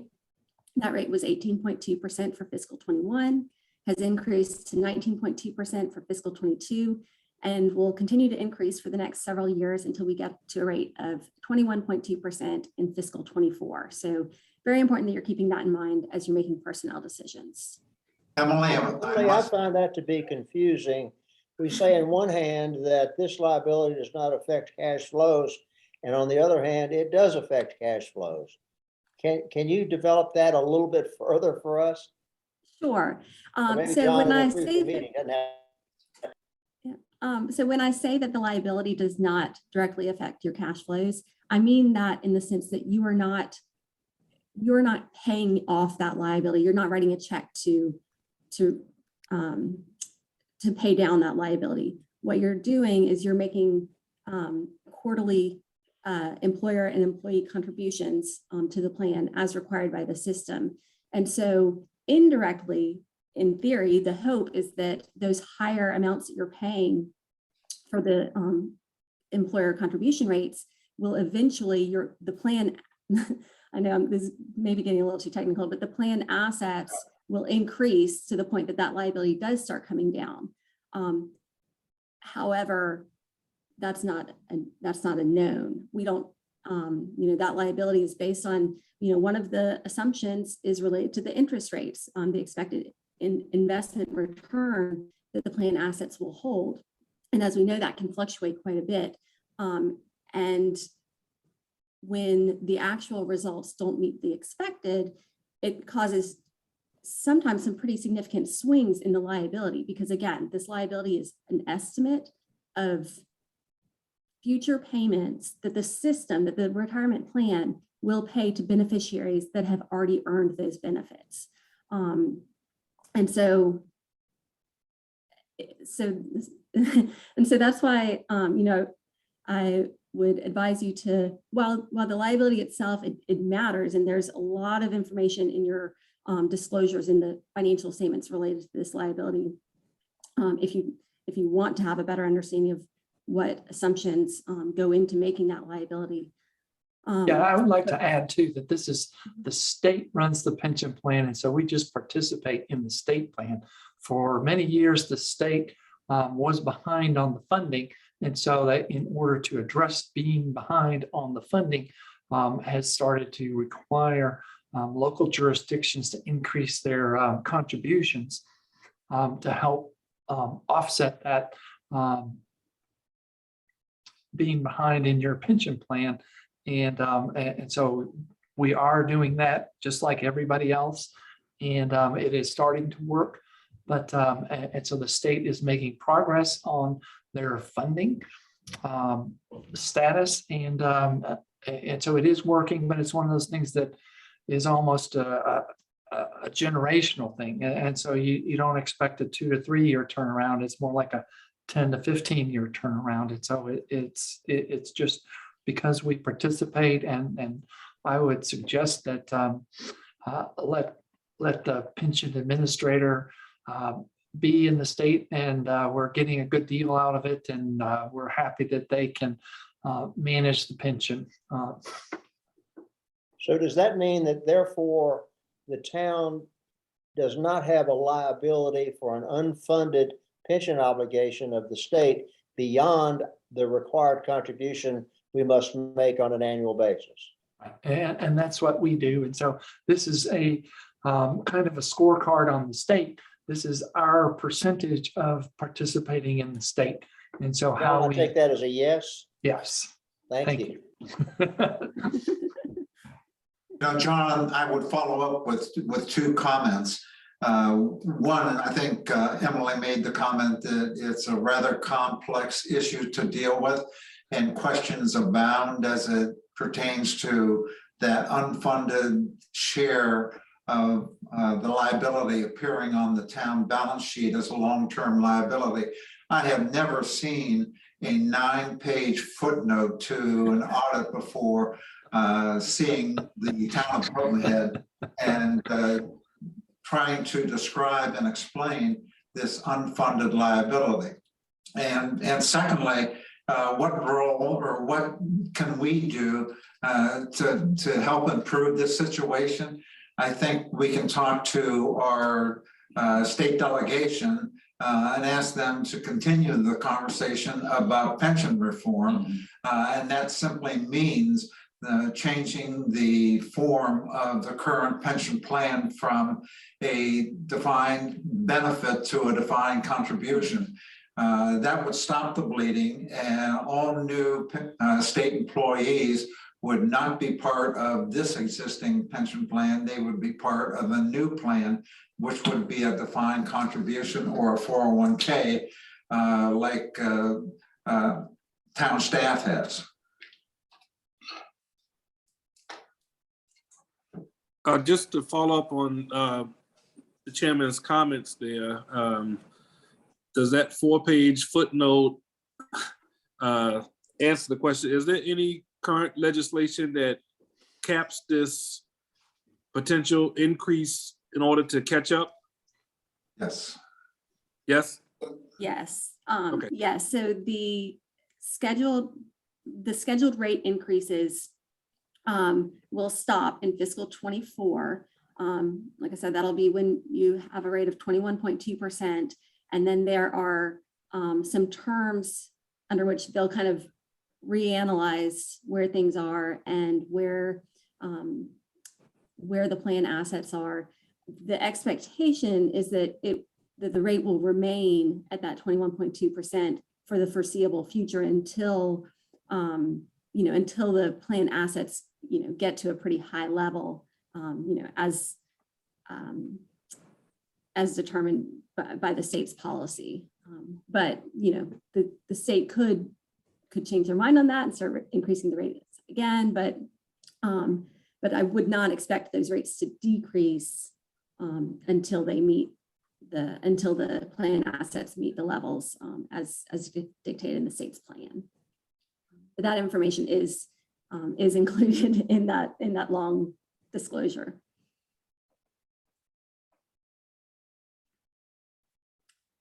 Any other questions on this one? All right. GASB 84, this, again, like I said previously, just had a small effect on where the firefighters 1% funds are reported. Those are now reported as a special revenue fund. And those revenues are restricted by state law. And for fiscal 22, we'll be implementing new guidance on leases. So more discussion to come on that one. And then we talked about the collateralization issue. Again, that's been resolved by Wells Fargo and not expected to be a recurring issue. I do want to add that this is, we were similarly situated with a number of Wells Fargo clients. And so we're certainly not by any means the only jurisdiction that this error by Wells Fargo impacted. And so we take a close look. We work very, very closely with Wells Fargo, and we take very, very seriously the collateralization. And so that's all I would add there, and certainly open that up to any questions.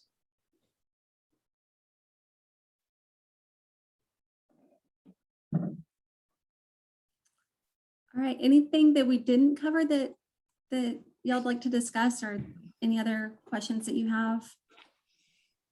Emily, I really appreciate your taking the time to go through this one more time, and it's much clearer to me this time than it was last time. And I also appreciate the questions that other members of council have asked. But I'll let other people chime in. I have a couple of thoughts. What are your comments and questions? Go ahead, David. All right, thank you, Tom. It's more about, well, first of all, feeling comfortable where the town is financially and fiscally. But I've mentioned this I brought this up before. Is the $50 million that seems to be committed to disaster/emergency adequate? Last time we had a disaster, we spent a bunch of money and we were able to get an advantageous bond to help us out. My suggestion would be that at the appropriate time, F&A look at that exposure and decide whether or not we ought to be sequestering additional funds in there as a priority. Secondly, if there is, and I think it was important information to me that the 16 or 17 million quote unquote surplus truly isn't a surplus. So this is a little bit of a different tack for me. But if there is additional money and it's beyond the disaster priority, do we accelerate CIP projects, or do we dedicate a certain money to repurposing commercial properties, housing, whatever? We're doing a lot of planning in this community, and it seems to me a strategic decision might be, how are we going to afford those things? And perhaps a decision on the part of council today, tomorrow, the next day, that says these are our exposures to implement those planning ideas, or and consequently, we're going to commit any excess funds to those in anticipation of improving the quality of life on this island at an accelerated pace. I don't know if that makes sense, but it's really just a thought that F&A has a significant role to play in sharing with the public a intentional way of investing our dollars going forward for their benefit. Thank you. David, I think your question is the right question to ask, and it's one that we should ask at least every year.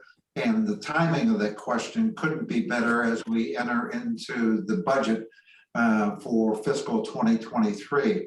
We're going to be talking about the CIP in process, the CIP of the future as well. So those are questions that we have to flush out as we enter the 23 budget. Thank you, Tom. Well, thank you, John and Emily. I think the more we can discuss this, the better we understand it, and the better we understand it, the more effective as a council we are currently and certainly in the future. Good job. Thank you. Thank you. Appreciate it. Thank you, Emily. John, if you will, stay on. Okay, yes, sir. As a segue, we'd like you to review, if you will, our 6-month financials. Thank you, Mr. Chairman. Let me share my screen.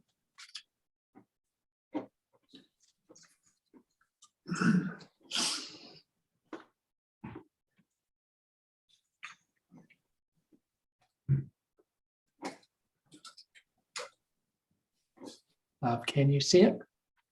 No. Not yet. Okay.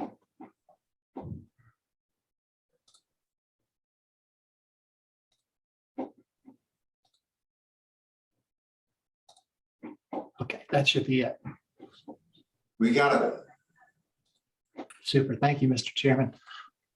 Okay, for our 6 months, these are numbers. And when I present, and just a little bit of background, I try to take the most recent numbers, but occasionally we end up getting some late transactions and they get posted. And so when you get our monthly financials, They might be a little bit different from what I present, and that's just because we got some late transactions. They were posted after I pulled these numbers. And part of what I'm trying to do or trying to accomplish with this is take information as recent as possible. How are we doing right now? And share that. And it might be just a little bit ahead of how the numbers are posted in the books. And so here we are at 6 months. And also when you talk about the year end, when we present 12 months worth of information, the one that counts is the annual report. And so it's going to be, these are our final numbers and this is it. And so we can point to those, but yeah, we try to make these as close to actual, but sometimes we do get late information and we'll post it when we get it. And so anyway, here we go. Our town is monitoring revenues. We're doing just that right now. We continue to control our expenditures and adjust where necessary. So far, so good. Measures are working. I think by any measure, we were fortunate to have a strong fiscal year. And so I think that puts us in a good position in order to start this whole budget process. And so we look forward to having that whole discussion and going through the process with town council.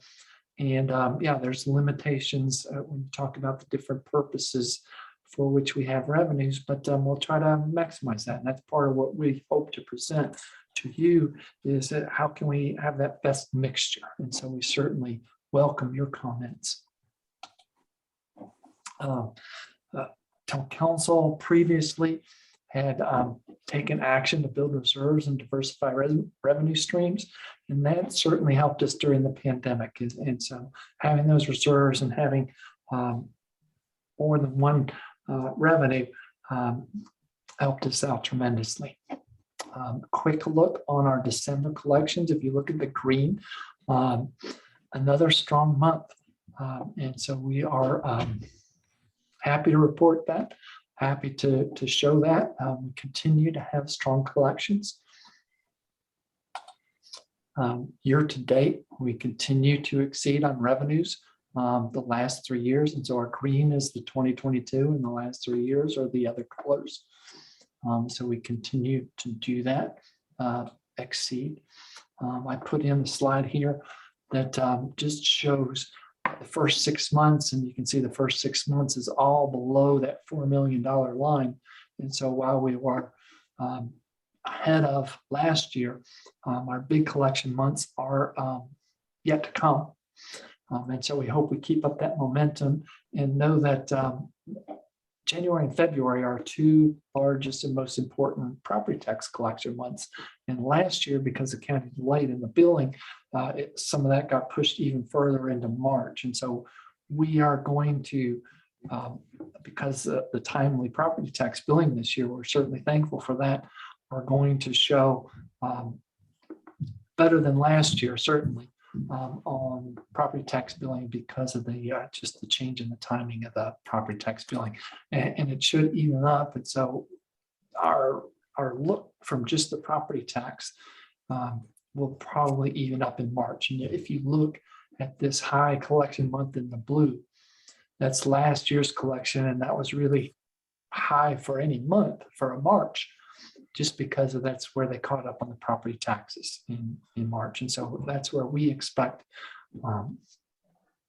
to even up or have a more apples to apples comparison when we come to this year. But so far, so good. General revenues looking good, but there's a lot to go. Property taxes, here's another look. It really makes a big difference when our friends can go through the billing process and start the collecting process, and we're off to a great start. You can see the seasonality of it.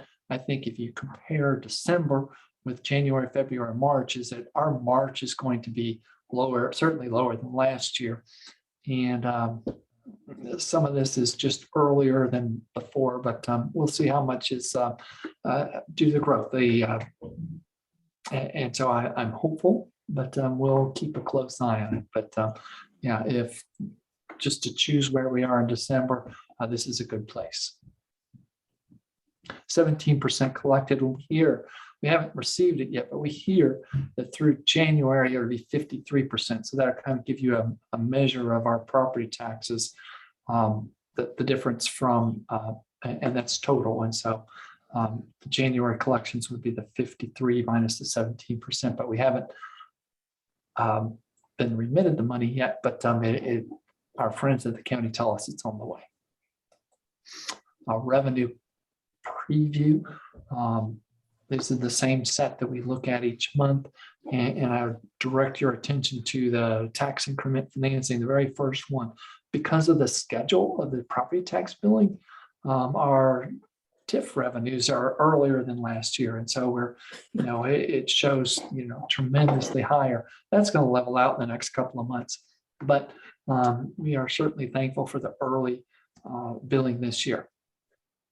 Other ones to look forward, A tax continues strong. State aid tax continues strong. Real estate transfer fee last year, we'll talk more about that in detail a little bit later, but I feel really good about that. H tax all the way down the line. I've got some notes here on the next one, but 31%, and this is still a little bit early. And so here I put some notes. Benefits from the property tax billing that shows up in these different line items. The one that's significantly down is the road usage fee that was paused. You knew that. And then the electric franchise fees. This is one of those that as I pull information, it's not there, but it may be there when you get to the monthly statements if we end up getting that collection here, but it'll be soon. But it's only 5 compared to 6 last year. But it'll be there. We get 12 every year, so we're confident about that. How does that compare to our full fiscal year collections? And so here we are halfway through the year, and we have collected 35.7% of all of last year's total. And so that, I think that kind of underscores our seasonality, is that we collect less in the first half of the year and more in the second half of the year. But compared to where we would expect to be, this is a good start. Just on a graphical presentation of the same thing, how much is collected with the dark green and how much yet to collect in the light green. Real estate transfer fee, that was one that you asked about. And so these are the first 6 months of the last 3 years. And so green is the current year, blue is last year, and then yellow is 2 years ago. And so green and blue are both above, well above 2 years ago. Last year was a record year. And you can see favorable collections. I've got some more coming up. If you want to look at year to date, so add those numbers together. 2019, 2020 was a good year. And yet last year, 2021, was a record year. And so we are staying very, very close to that record year. And I think that'll be very important as we continue our discussions to consider extending this, is just how important it is, and how this fee is one of them that can certainly help the island in its uses. And so we'll have a lot of opportunity to talk about that and how important that is. And this is just the same 3 years on the same real estate transfer fee. One of the questions was asked, it's like, okay, well, what do you expect real estate transfer fee to do for the rest of the year? And here you can look at the last, it's 12 months for last year and 2 years ago, and then 6 months for this year. And so you can see that we are well above 2 years ago, not quite last year. And we'll see where that goes. And I hope if we are anywhere near last year, that's a good year. John, may I interrupt for just a Yes. second, please? Yes, sir.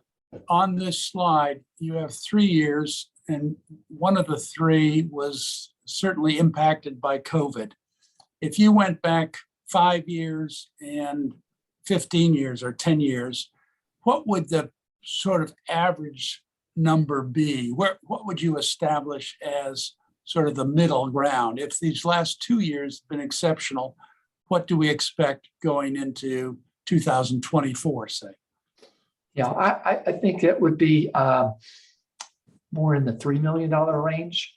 And so even the COVID impacted 2019, 2020 was a good year. And so and I've got some statistics, and so maybe I present that just I know I've got it handy, the last 10 years worth, and so I'll share that with everybody. All right, thank you. And then you can look for yourself.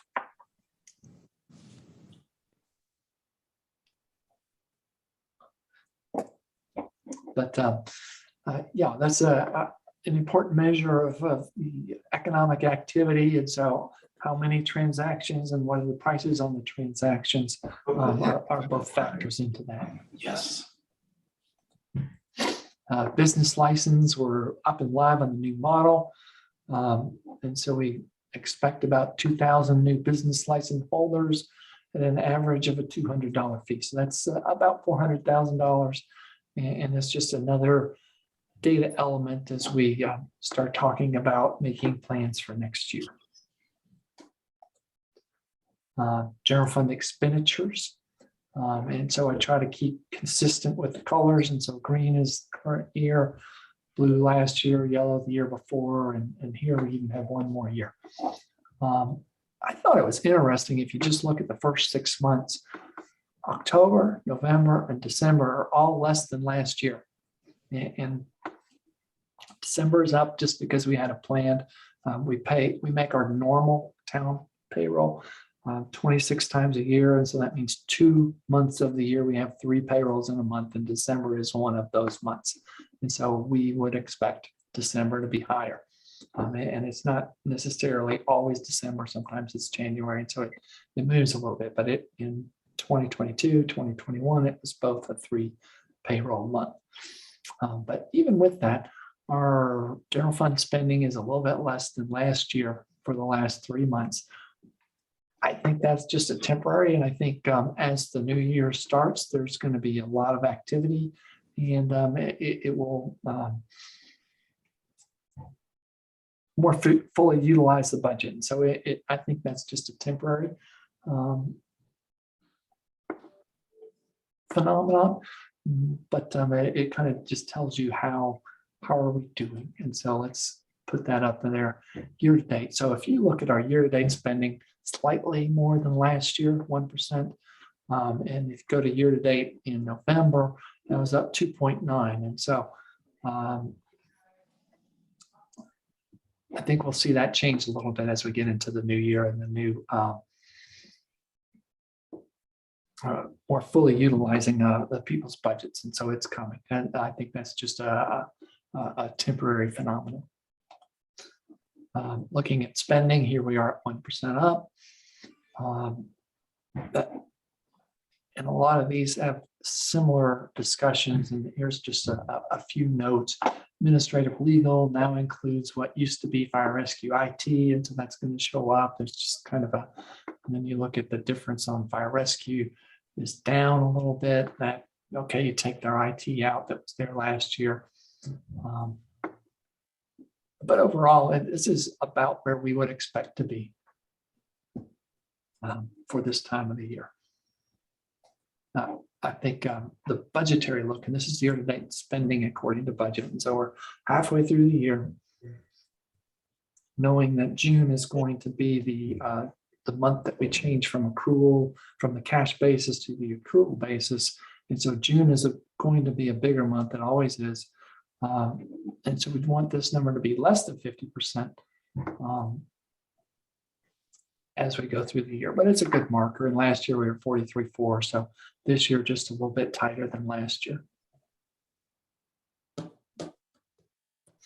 And townwide, one of the elements that if you look at that, if you show a little bit concerned, don't be concerned.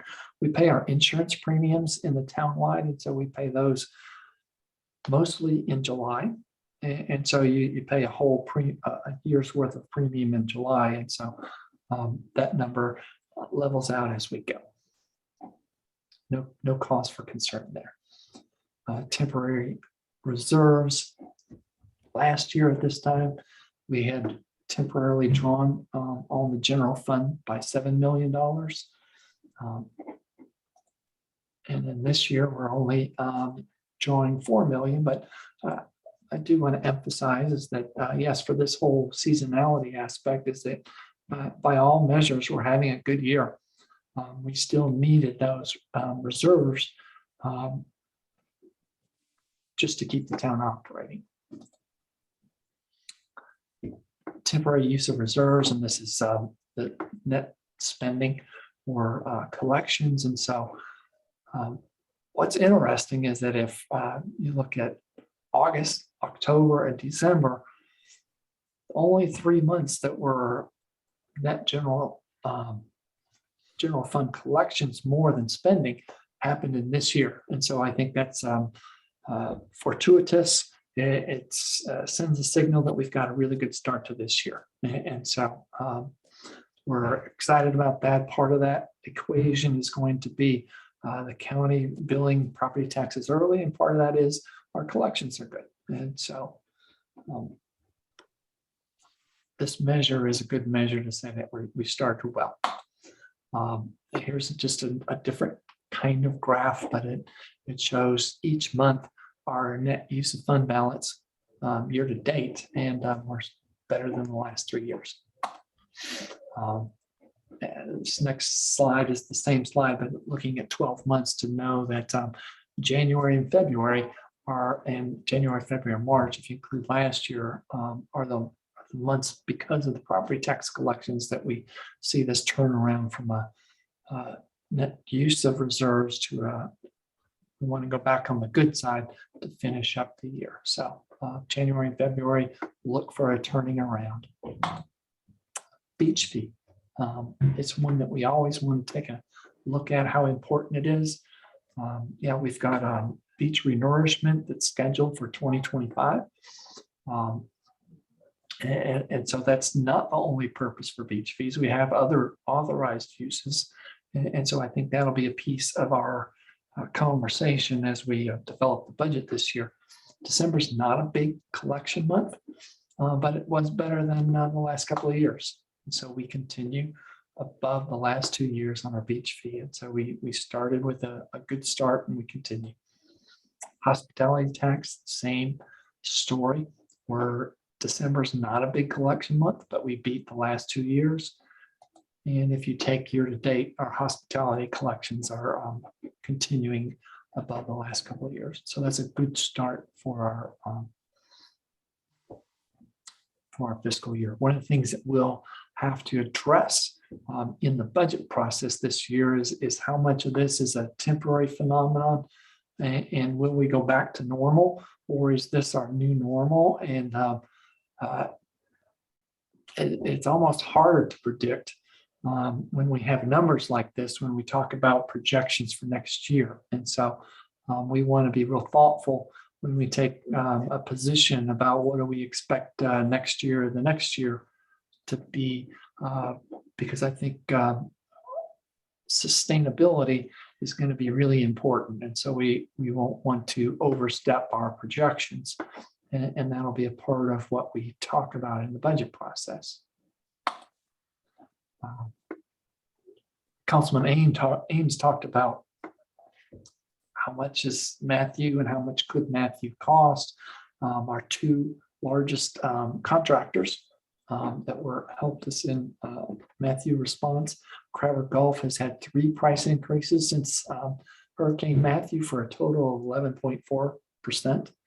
And Tetra Tech, their contract just renewed, and they asked for 6.6, and thanks to our procurement and professional and our contractual negotiation brought them down to a 3.2. But you add these kind of percentages to 57 million, and it adds up quickly. One other item that I'd like to add to Councilman Ames' comments also is that we've got the Natural Disaster Fund. We've got some money in the general fund that's set aside for that, and also by policy. And so that's town council by policy. has reserved or saved $20 million in debt capacity in order to be able to respond to a natural disaster. And so that's a policy that town council has. We did borrow $20 million temporarily from Matthew and used it for the timing difference between the timing and the spending and the reimbursement from the FEMA. And so that's just another tool in the toolbox that the town has in order to help respond. And I think that needs to be just a part of the math as town council considers all of this. How much do we want to set aside? And then how much debt capacity do we want to set aside also in order to respond if we need to? And I think those are all very important conversations. I like the question, any unfavorable trends, and so I put it back in here today. And so, and I'll try to look for those also. But our interest rate earnings are down, and so that we took a look at that, and then that prompted the next question: is how are our investments? And let's talk a little bit about that. And so, interest earnings, and we're doing some little bit of changes in our investment strategy in order to try to combat that. To at least get some earnings. Natural disaster fund. This is what Emily had talked about, but we have a special account just for the natural disaster fund, and it shows a little bit of activity. And so the largest, we do put our FEMA reimbursements. We still are getting some of those. And the 5 mils goes in here, and our debt payments on the special disaster response bonds are paid out of this fund as well. But you can see each, this is the last several years. And then our operating funds, we've taken a different tack to try to reduce the number of bank accounts and consolidate our investing. And we're going to be able to do better for the town in that kind of approach. And so you can see as we've made some of those changes, that our ability to invest has gone up, as well as a piece of that is that we've had a temporary increase in some of our fund balances as well. And so you can see that in our temporary operating fund investments. So all positive, and we're happy to be in this position. And I think in this interest rate environment, one of the things that we have to consider is that our debt is all in fixed rate.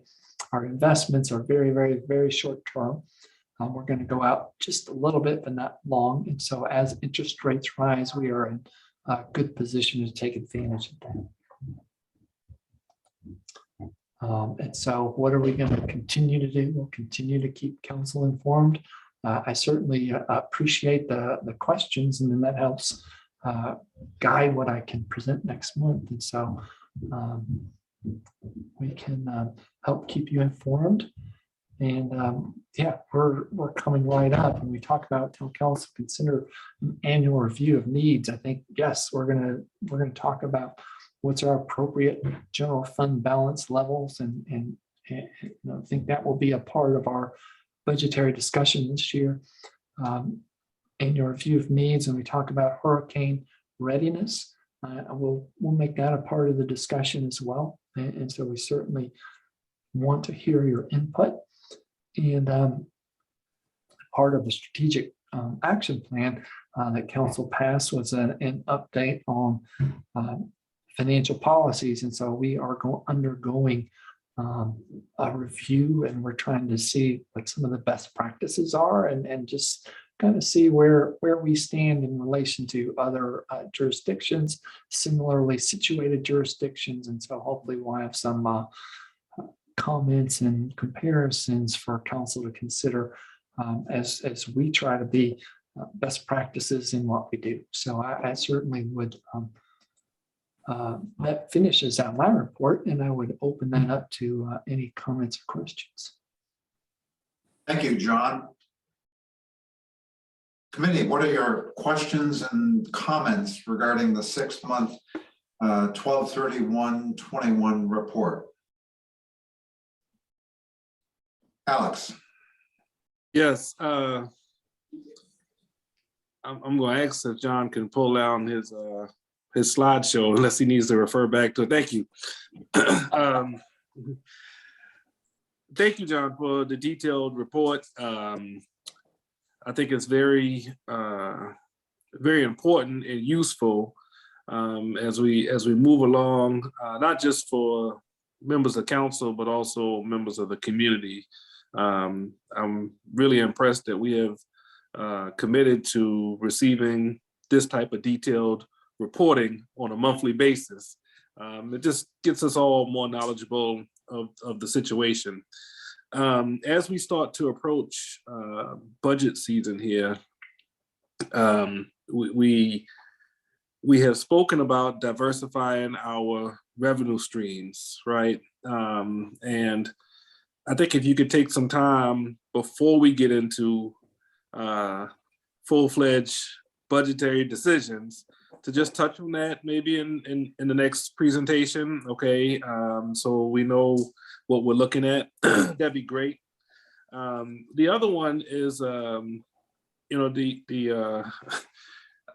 kind of view the entire budget as this huge, enormous undertaking that we've got to swallow. We have made some commitments as far as capital improvements are concerned. Okay, just so if there's a way to touch on that to a degree, going back to a better understanding of our surplus. That's not really a surplus, right? I just think that the capital improvement portion of our budget is so important. Just spend a little time on that, I think will help us all. And the other comment that I would make, we all see that the property taxes are such a significant portion of our general fund, right? And protecting that value is so important to us, right? And don't want us to relax on that, okay? And what I mean by that is, as we start to exercise capacity studies, exercise, what Hilton Head is going to look like in the next 20, 30 years, that property tax number, again, that's so influential to our general fund, is really important, right? So how we push for new revenue streams, how we reinvest, all of that plays into that general fund being a catalyst or not, right? Just how we pull all that together in a forward-thinking fashion, I think is very germane to our discussions moving forward. So again, thank you, John, for being so detailed. Thank you for being able to check and balance that against an audit. And those are just my comments at the moment. Thank you, Mr. Chair. Glenn. Thank you. John, again, excellent report. I appreciate all the detail. I don't know that I really absorb all the detail, but I appreciate you providing it to us and being ready, willing, and able to answer our questions as we're moving forward. I want to comment that I agree totally with David's concern about disaster funding. We're in a time of significant inflation, and we need to be reviewing our assumptions based upon inflation and other costs that are going into all of this, not just the cost increases we've incurred so far, but trying to anticipate those moving forward. And I realize that's looking into a crystal ball, but we have to do that as a planning point. Then I have a general comment, Tom, about financial updates. It seems to me that we should ask John to give a very summary quarterly report at a council meeting that would let the public know generally how the town is doing financially. Nowhere near the kind of detail we're talking about here today, but very much of a summary report so that people can see that certainly at this time, we're on sound financial footing. That may not be quite true in the future, but the public is entitled to that information, and I think it would be worthwhile to add it, I think on a quarterly basis in town council meetings. Those are my comments. Thank you very much. All right, thank you, Glenn. David, If there's no other member of the committee, I'll ask my question or make my comment. I asked the question of John, what was, I guess you could call, an average trend of real estate transfer fee revenues. I think it's important, at least in my mind, to recognize that that real estate transfer fee is one measure of what the public perceives to be the value of the island brand. And how do we support and enhance the island brand? And I think that two important parts of that answer are the planning that we're doing and the way we invest the public dollars to enhance the community quality of life and the brand. So I'd just like to emphasize that connection of real estate transfer fee to brand so that we never lose sight of how to support and enhance the brand. Thank you. good, good. Tammy. Tammy, you are muted. Sorry, I was trying to save y'all. Just comment as usual, thanking John for his well-presented, easy to understand reports. They break it down so that I walk away feeling very informed and that my questions in my mind are answered. I agree in terms of the statistics, whether or not these real estate transfer fees that we are experiencing in the other is sustainable is certainly not easily distinguished by one or two charts. But looking back at history and then looking at the conditions and trying to predict where we'll go in the future is I think what we all do every day. And I hope we do it every day because it's meaningful to the work that we do not only with our brand, but how we protect the island's finances and grow its future. But anyway, really what I wanted to say is thank you, John. John, I think that this committee will need to keep on its radar screen a few items that you referred to in this presentation.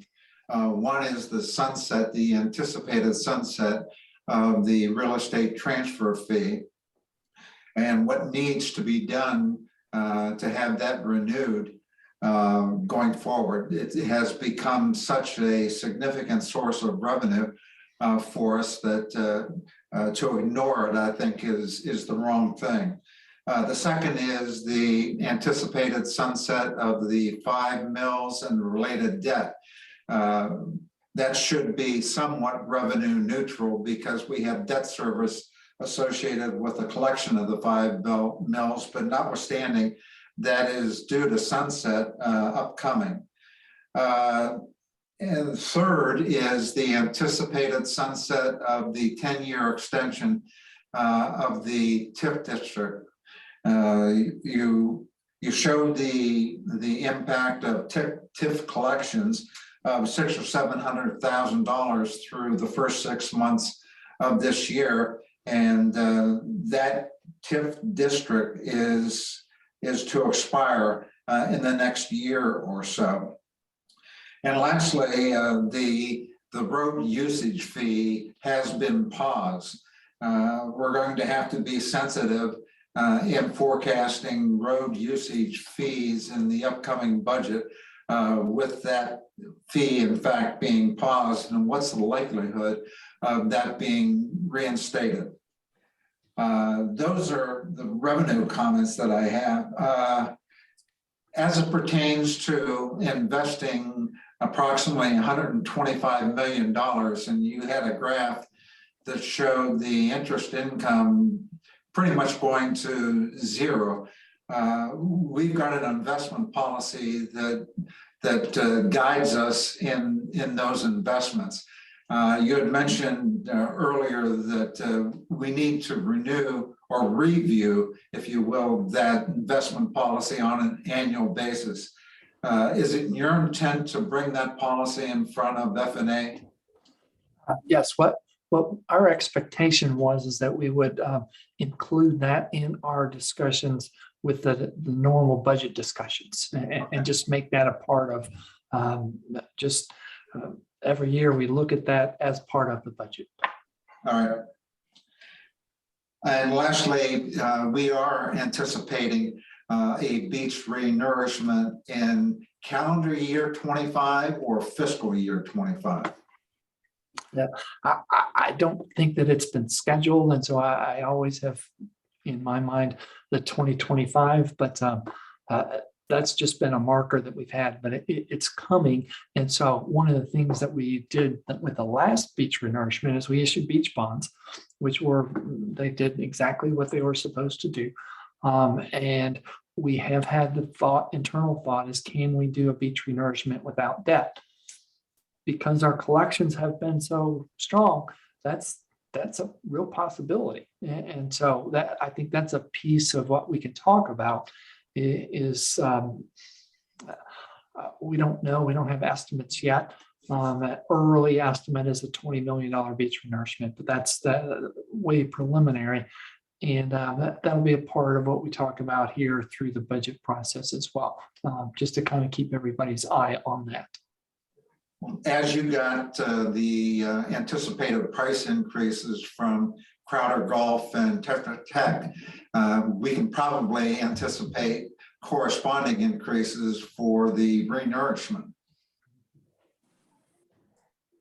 Okay, any other comments or questions of John? If there are none, John, good job, and the trend continues to be favorable. All right, thank you, Mr. Chairman. That concludes new business. Is there any other business to come before this committee?